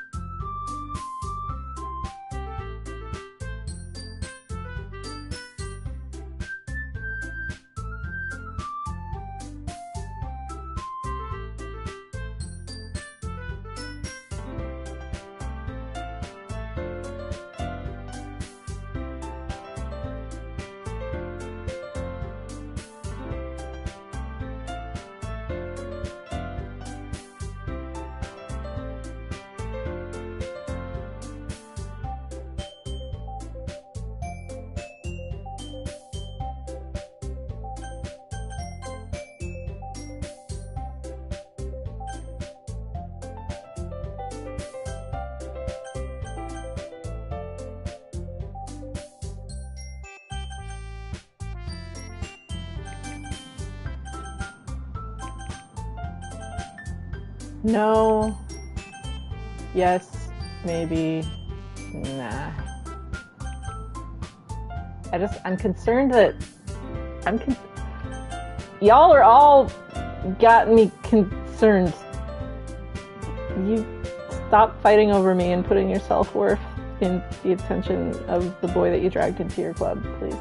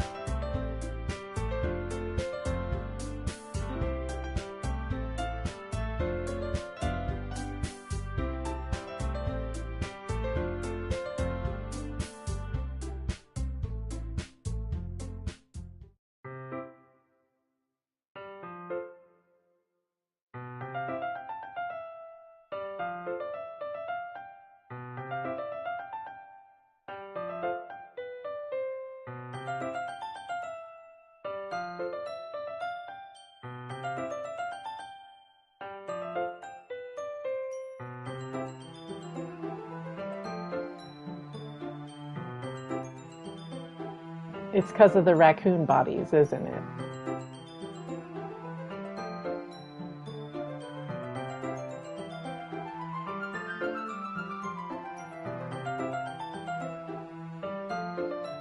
Or is the raccoon jealous?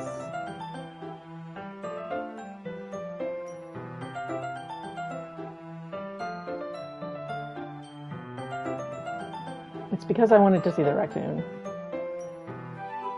I want to fight the raccoon. Wait, is this like... Have you guys seen Everything Everywhere All at Once? Is she really just... Is that actually hair, or is it a raccoon controlling her? Anyway, never mind. The raccoon, it's a gag. Anyway.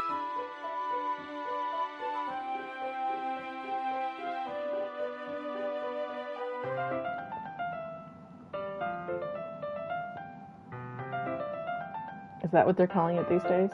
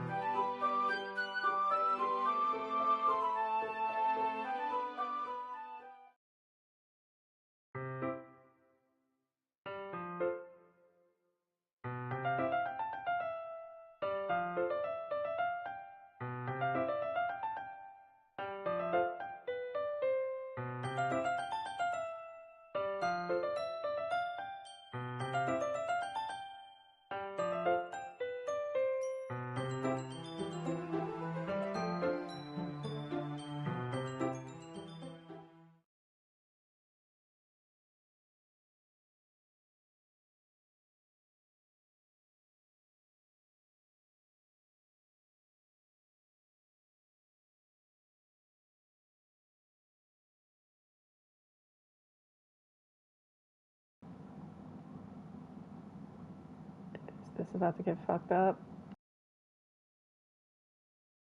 Oh good, she's alive.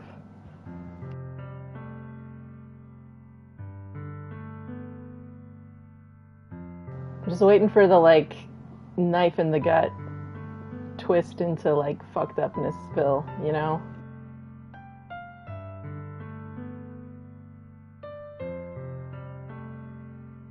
There's just so many, like,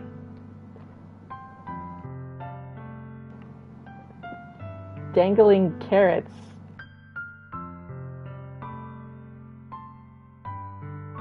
Is the real psychological horror the fact that they tell you to expect this to be horrifying, and then you just come up with the most fucked up shit that you can think of, and they just, all they're doing is just baiting you the whole time?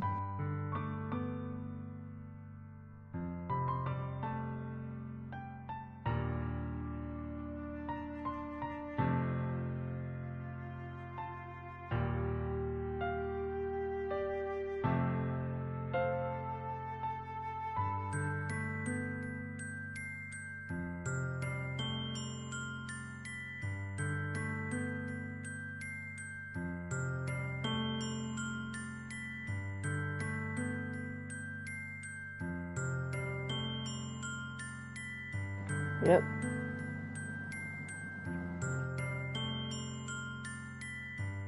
The real psychological horror was the friends we made along the way.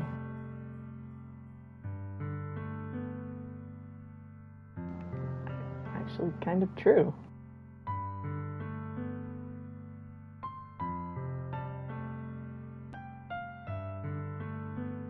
My mom used to go to Rocky Horror, like, in cosplay. There's a picture of her dressed as Columbia.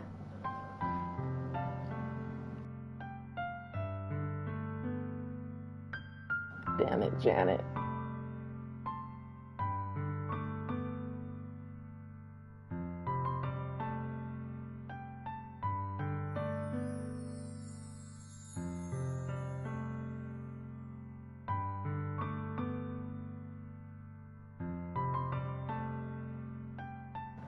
Do not bury! Stop going down this road. It's not a good one.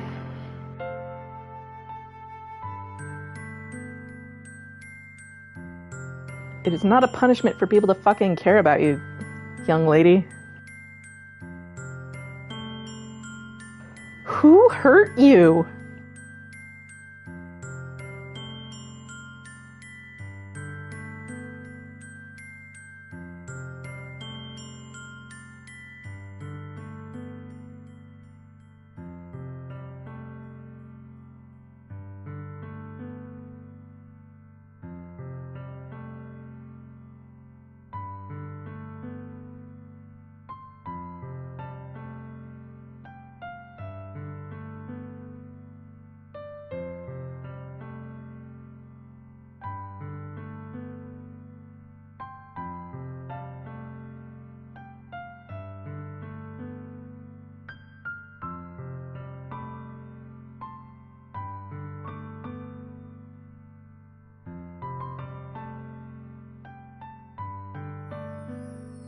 Same. That's why I get the ketamine once a week.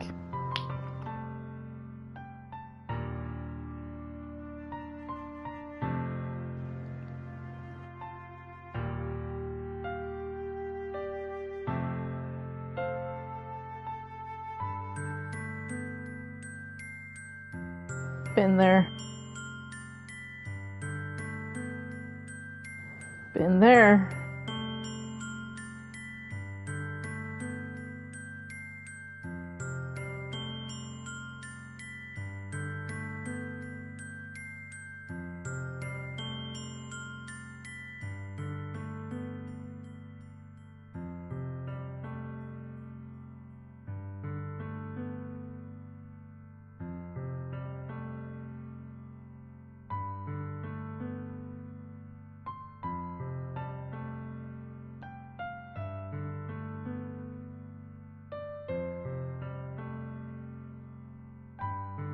Been there. Been there.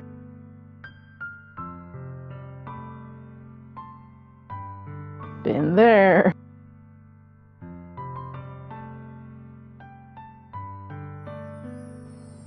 So you can ride off into the sunset and know I'll be taken care of.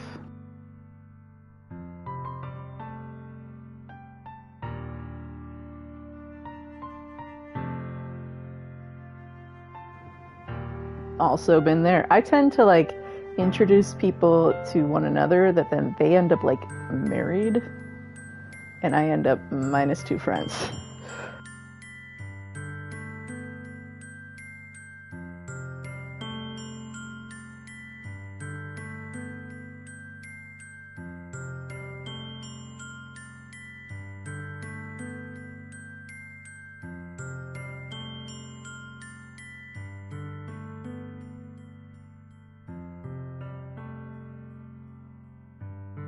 Yeah, no, it's friends groups, it's everything. It sucks. It's like they all end up getting on real well, but I end up like they all realize that they're annoyed about the same things with me, and then they all commiserate about how worthless of a person I am, and then I get kicked out of a community that I built, and then they take credit for that community existing. And now they're on podcasts talking about their noble work that they did in helping build this place to recover from the cult that I actually helped found and start and set the trajectory for, and did a lot of the work pulling people into, and it was originally started with a bunch of my friends, but I've been written out of the story. What?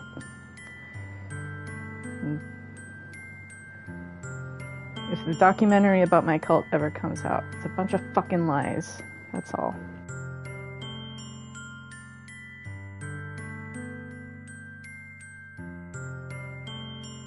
Because everyone, here's the thing, everyone in a community of ex-cult members is an ex-cult member. Hey, so the same narcissistic culty bullshit happens.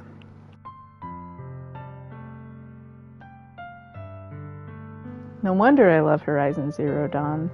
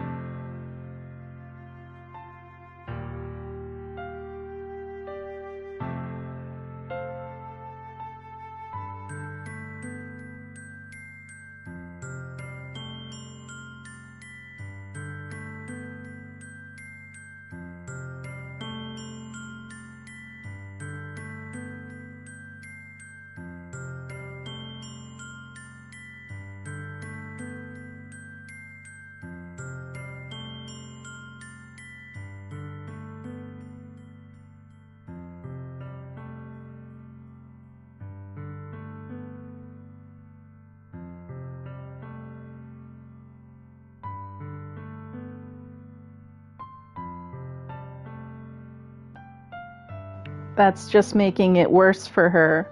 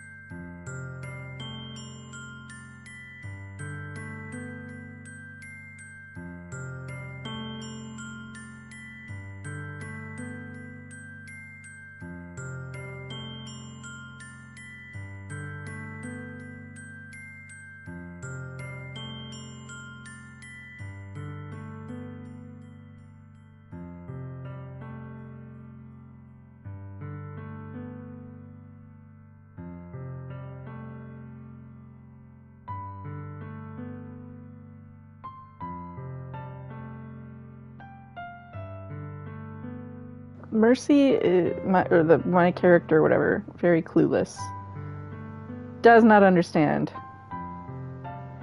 and that's sad.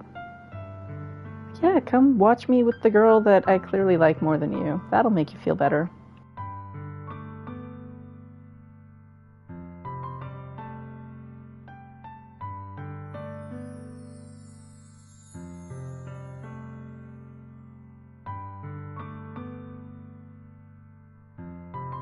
I don't know, I've never played a dating sim, except for the ones that are built into other games. And then I'm usually like femshep, you know? So, with a blueberry.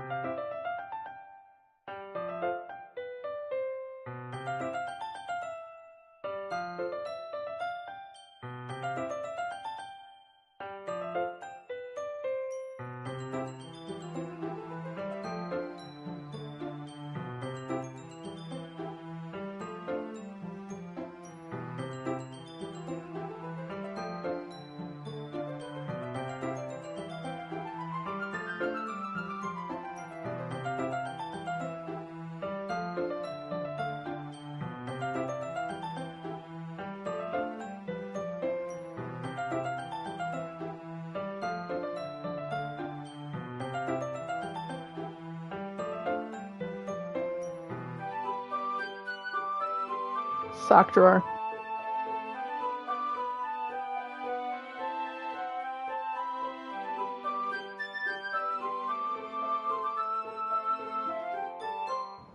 You know, like, never mind.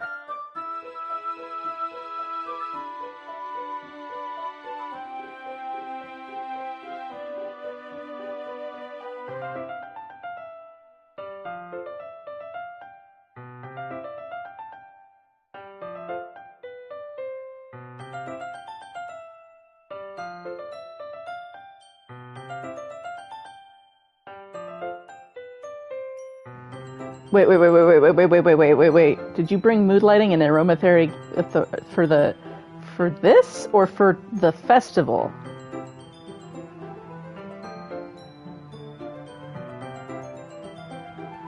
Okay. Because this one time I made this friend with this girl. Oh gosh. Okay, here's the thing. This is when I was working at the cult, right?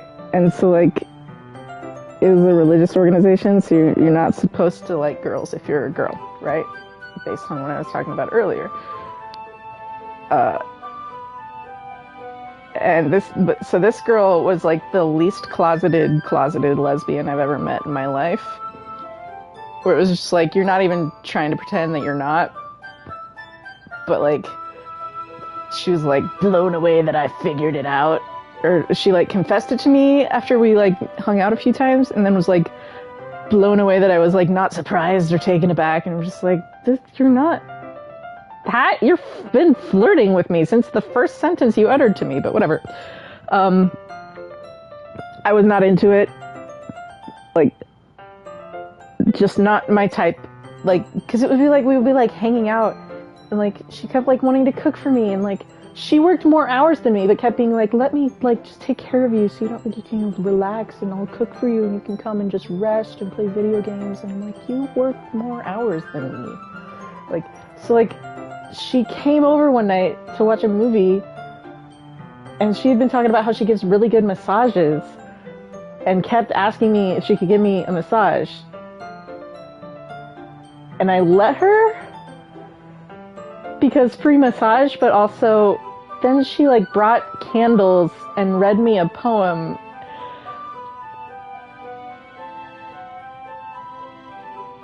And like, yeah, it's just, I just kept trying to let her down easy, and it was not working at all.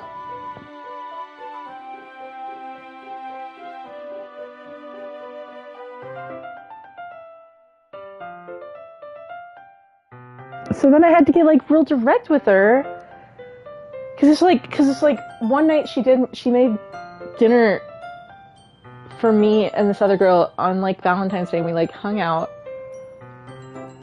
and it was me and another girl, so it was like not weird, or shouldn't have been weird. I think it was Valentine's week or something. I feel like it was a really amazing dinner. She's a great cook, but like then it's like we were hanging out. It might not have been, I think it was Valentine's, I'm not sure. But we were hanging out, and we're like talking, and she's just like, I'm like sitting on the couch, like kind of half laying down, and she's like resting her arms on like my knees, like gazing at my face, like as I'm answering questions she was asking me. And I would be like, so what about you? Same question. She's like, I'm not interesting. Let's just talk about you more. And I'm just like, that's not... Like, if there was going to be interest from me, don't act like that. Like, that's not enticing, even as just a friend, but much less with the, like, very clear crush you have on me. Anyway.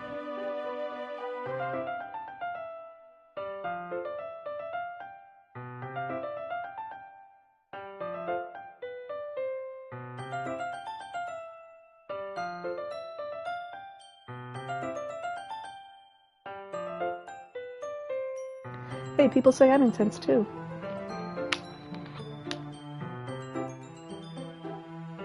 Is it? People usually seem to be using it in a way that implies that it is.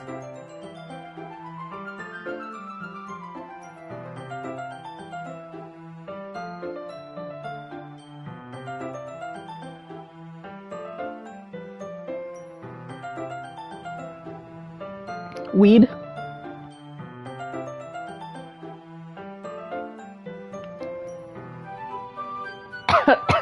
Sorry, all I can think of is the Reddit cylinder M&M's tube incident.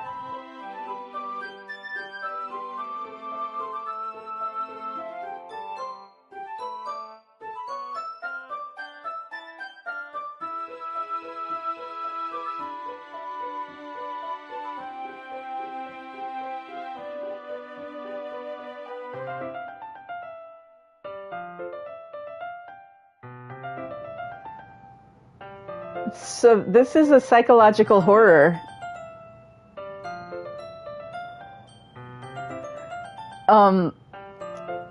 There was a post someone made about asking for advice about how to get if you got one of those tubes of M&Ms and you get a small cylinder stuck in the M&M tube, how can you remove the cylinder from being stuck in the M&M's tube? And then the person listed the length and girth of the cylinder, and then people kept making suggestions, like, and it would be like, no, that would damage the cylinder, and that's not optimal. It's just like, just keeps going. And then people keep posting, like, on Twitter, like, people keep posting screenshots of, like, other situations where that guy comments, and people are like, don't you mean a cylinder? And he's like, I'm never gonna live this down, am I? I think it's probably a gag, but it's still fucking hilarious. But yeah, VR, Skid and Pump, to answer your question, this is a psychological horror game that's apparently super fucked up. So, we're having fun here.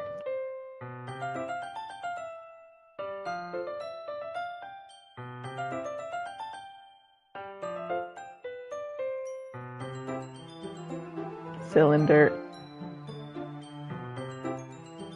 Small hole on the top. No! I'm sorry.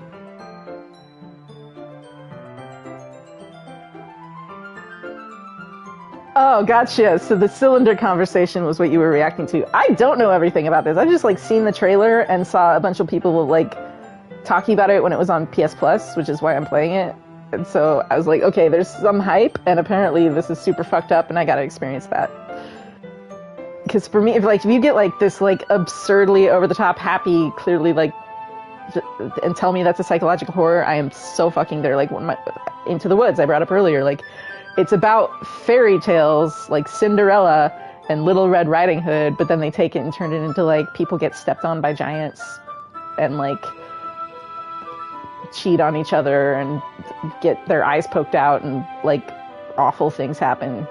And it's just, like, the subversion of, like, the... Wait, what? The juxtaposition of two things that ought not be juxtaposed. It's my jam. That's super real.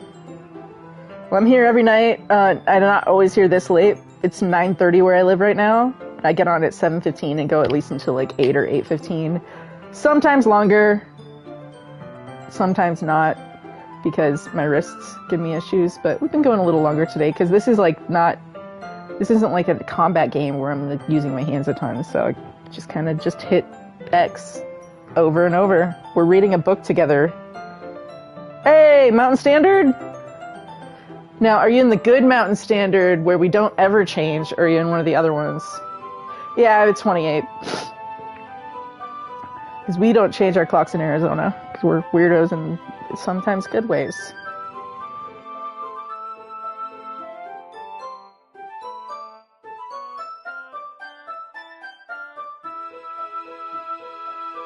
Ah, okay, yeah, so we're the same for half the year, but next month I'll be an hour ahead of you, because we stay Mountain Standard, but PST goes to PDT. So, wait, no, if you're Pacific... I thought that Mountain Standard and Pacific Daylight are the same.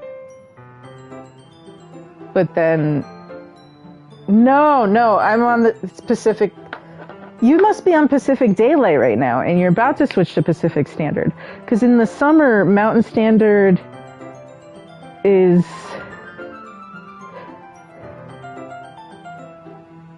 the same as Pacific. We're 3 hours behind the East Coast, but then in the winter, we're 2 hours behind the East Coast and an hour ahead of Pacific. So right now we're 2 hours behind Central, but we're going to move to 1 hour behind Central.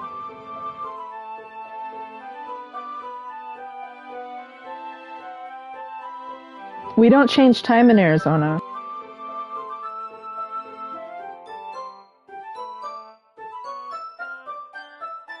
Arizona, we're fucking weird.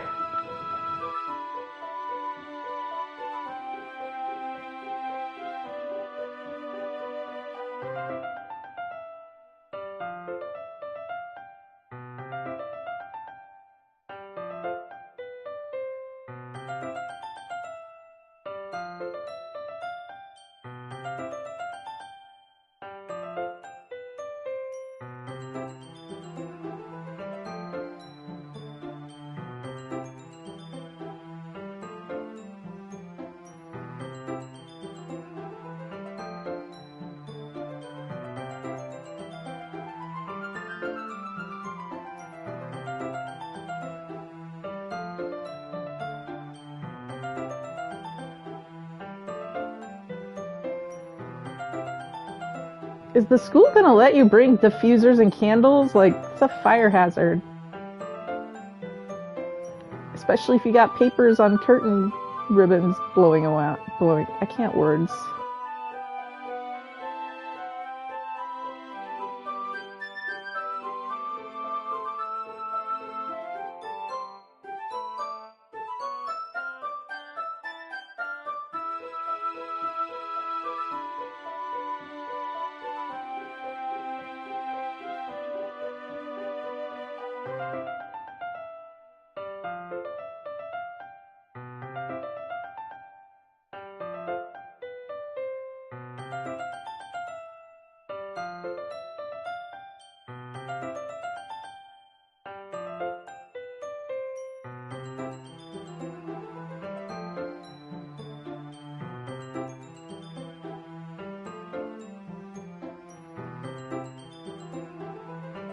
Knife.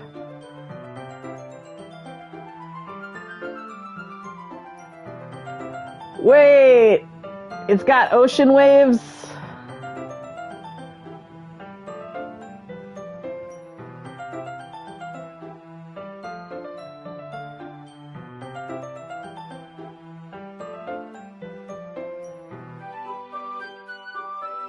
Very much Shy Morticia vibes.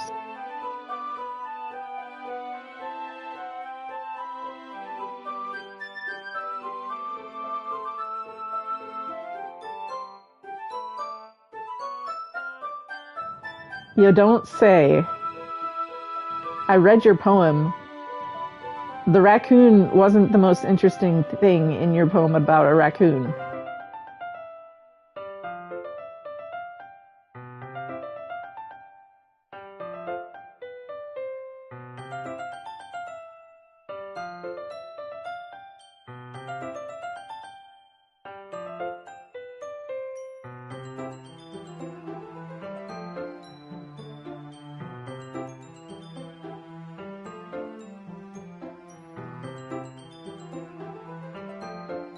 I know lots of girls that have knives.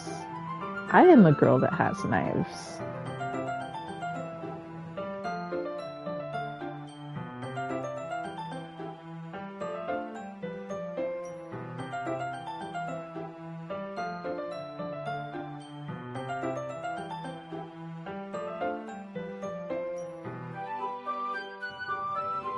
Okay, Dexter. Giving even more Shy Morticia vibes.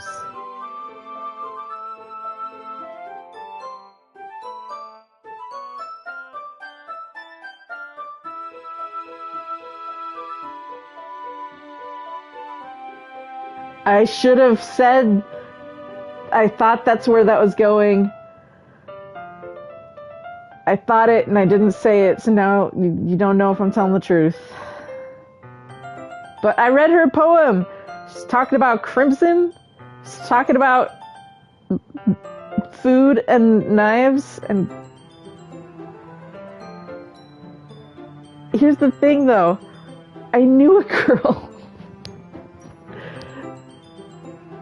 Oh my god.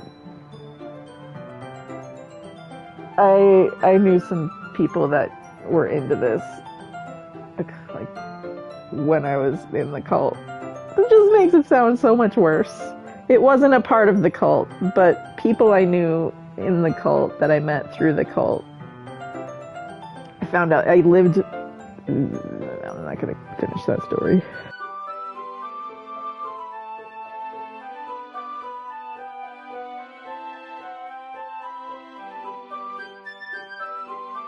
I have so many awful stories. Oh my gosh. I'm sorry. It's my head's there because I'm like, well, let's think of the fucked up stuff because I want to figure out what this game is up to.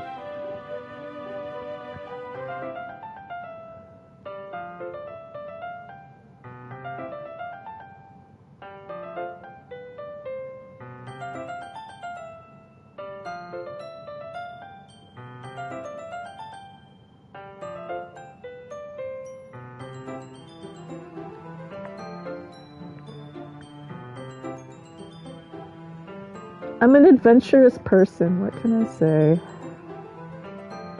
And that's not even in like a weird way. I just do stuff, I don't know.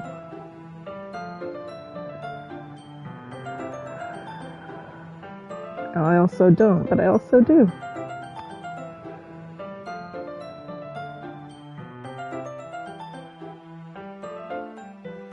It's a little different when it's not bleeding, but this is going a direction.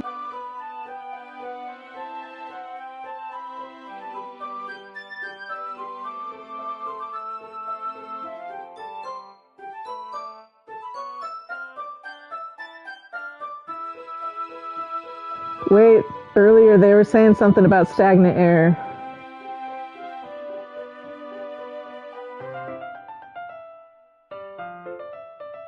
She was Cthulhu the whole time.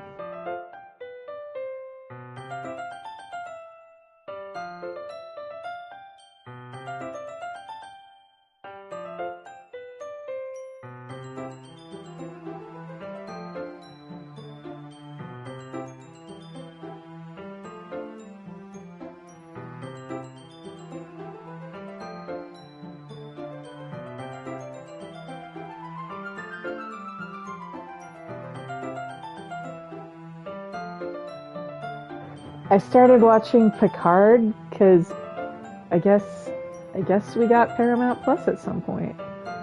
And I was scrolling HBO and it was like, you have Paramount Plus. Watch all the Star Treks. So I'm just partway through season 1 right now. And there was a scene in this most recent episode that really made me think of Horizon Zero Dawn. Because this person was talking about, like,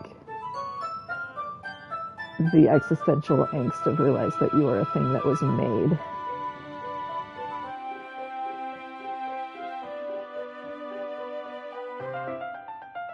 As Star Trek tends to do. Just saw it online. How'd you wind up in that situation?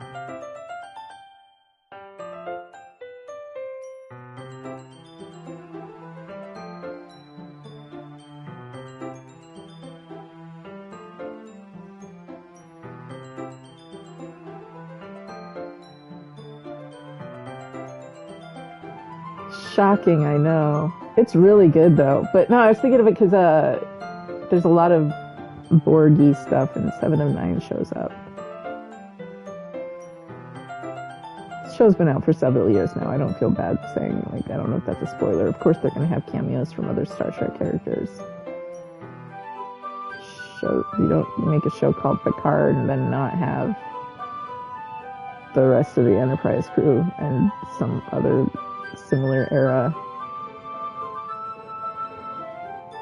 The yeah, man, the 90s Star Treks were so good.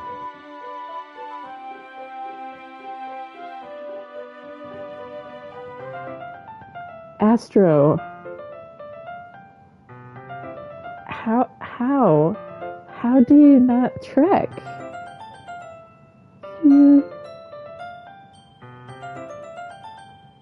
Is it?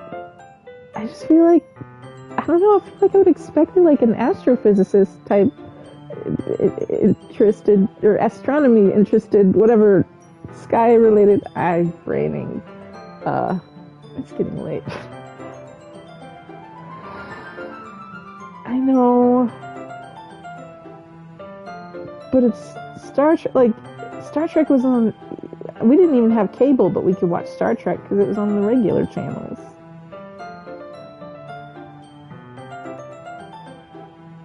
Granted, I've got a number of years on you, so that was also airing when I was a kid.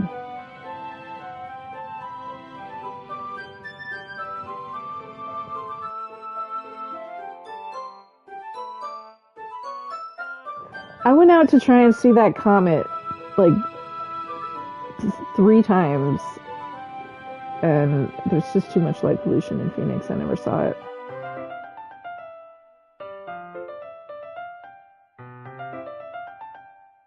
Did you see the comet?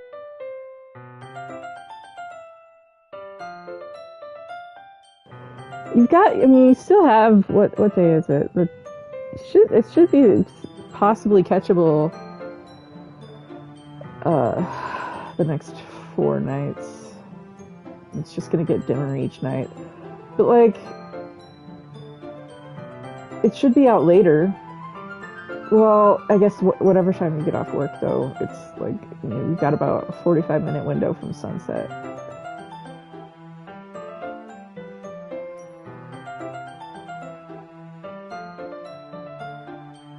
I think it actually, no, I think it takes 2 hours to set now that it's been out for like a week. It's just that it's getting dimmer and the tail is getting shorter. Because it was closest to the sun at like September 20th.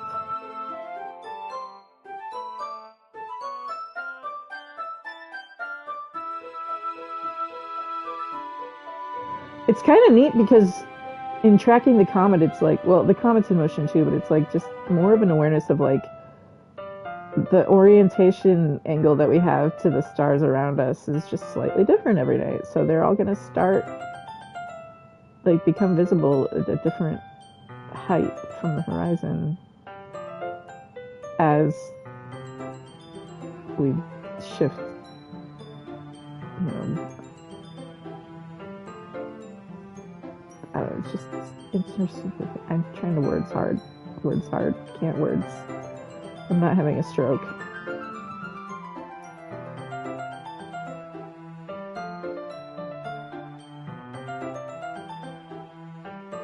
I just haven't been sleeping well, so brain's not working. Yeah. Aren't the Orionids in like 2 days?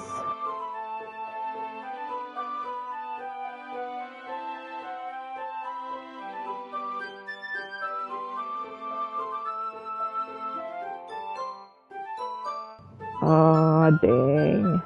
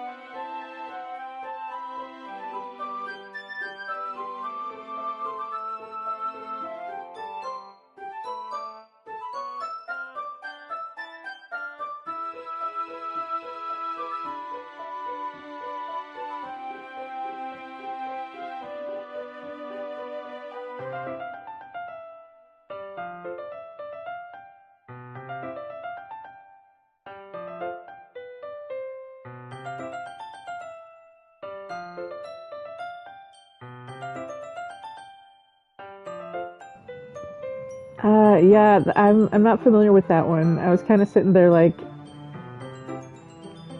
trying to go through my head was like, was that something she just said and I missed it, or like, am I supposed? Is that was that in Horizon somewhere? I am not familiar. Do you like the color of the sky? What's the joke?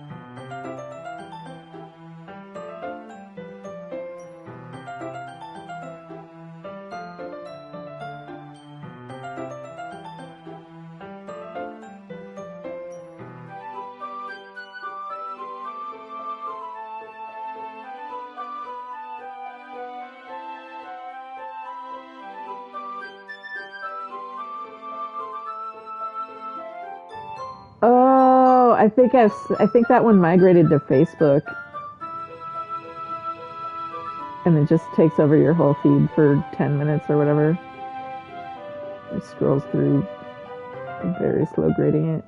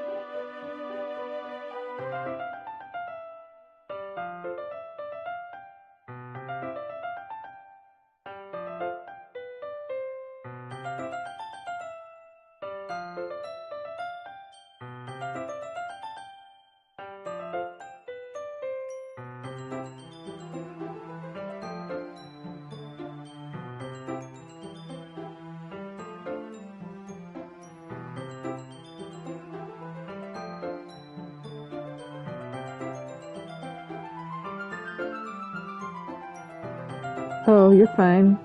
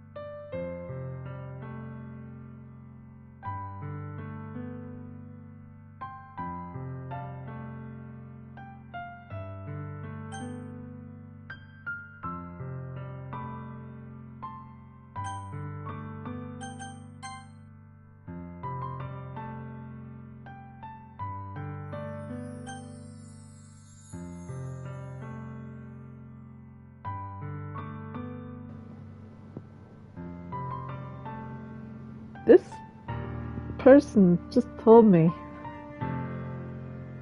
she could die. And you're just gonna hand me this choice?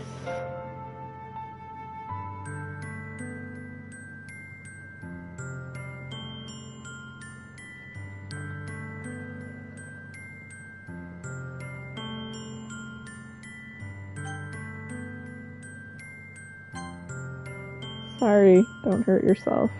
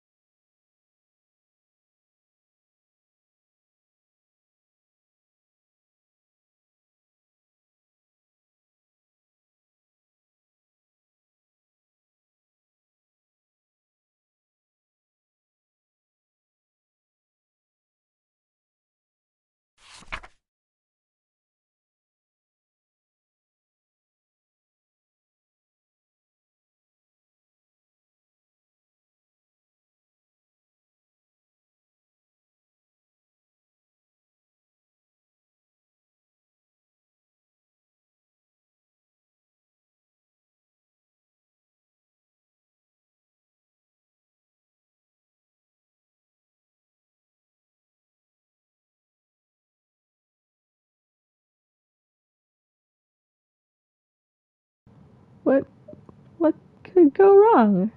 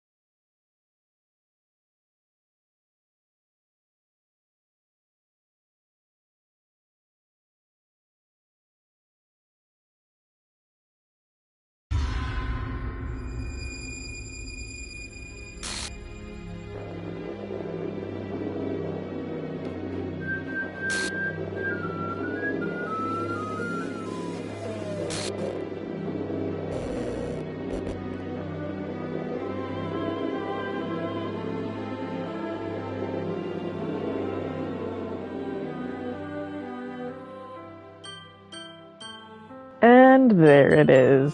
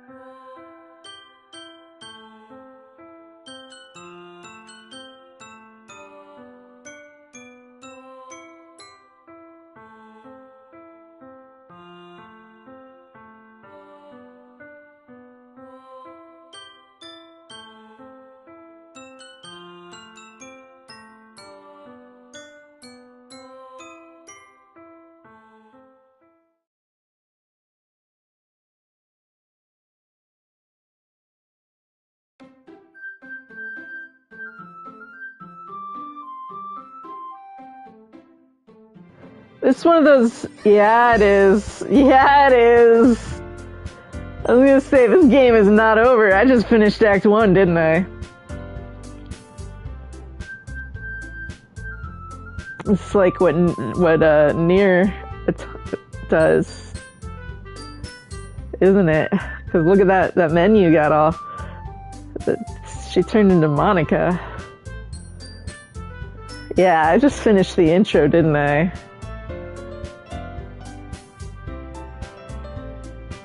Let's see what's going on here.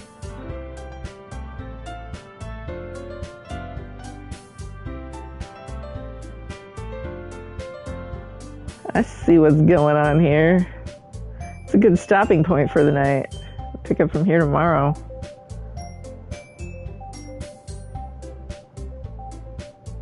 Because it's 10 p.m. and I have physical therapy in the morning, so.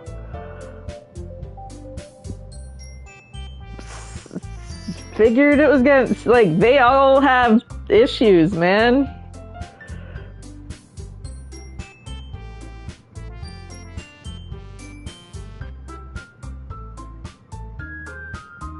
Fun times. Alright, folks, I am here every night at 7:15 Mountain Standard Time. Stream goes up at like 7:10-ish, 10 after the hour. Gameplay starts at 15 after-ish. go at least 45 minutes to an hour, sometimes more. Obviously, we opted for the more tonight because it's 10 p.m. Boo work. Should I play a little more?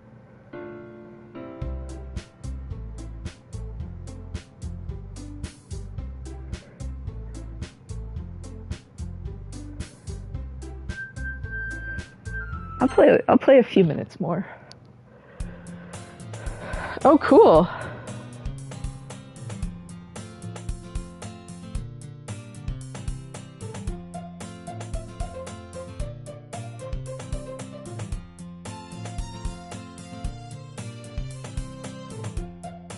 Yeah, but it's fun having you here.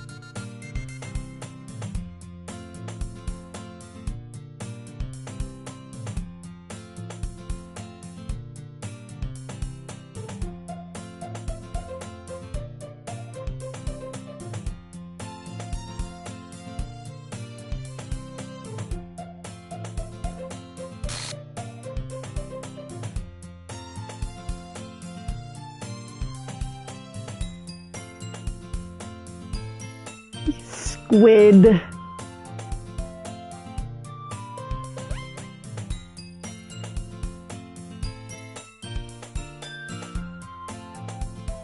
Manipulative.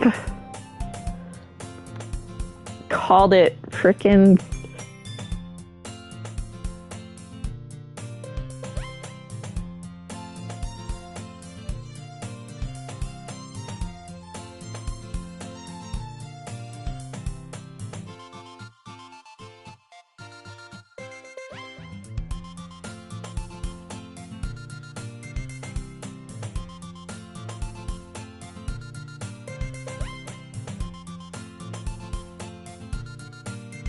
It is.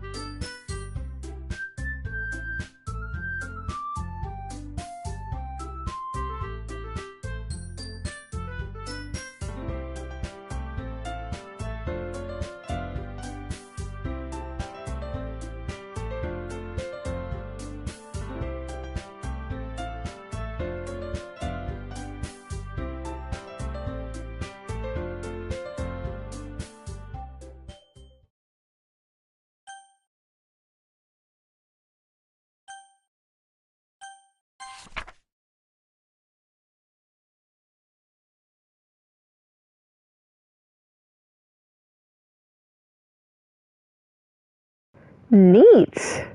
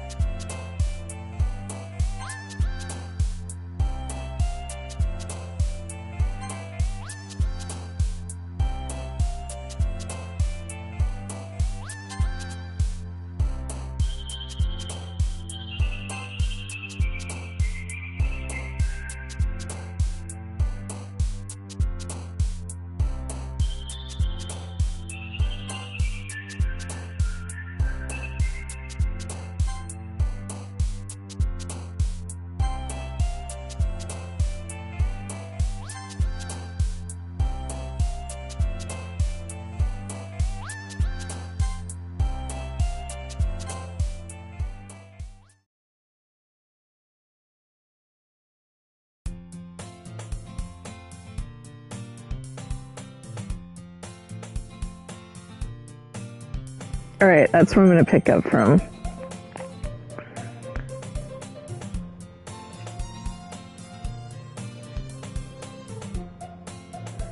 Wait, where'd my other saves go? Damn.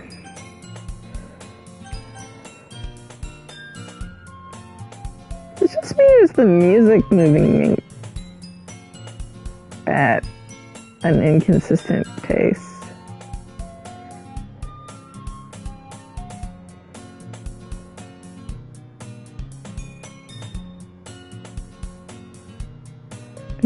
Ever so warbly.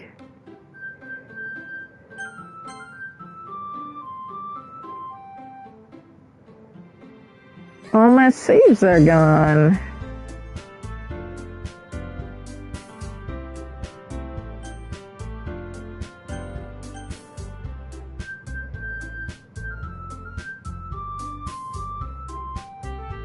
Alrighty, folks. It's bedtime.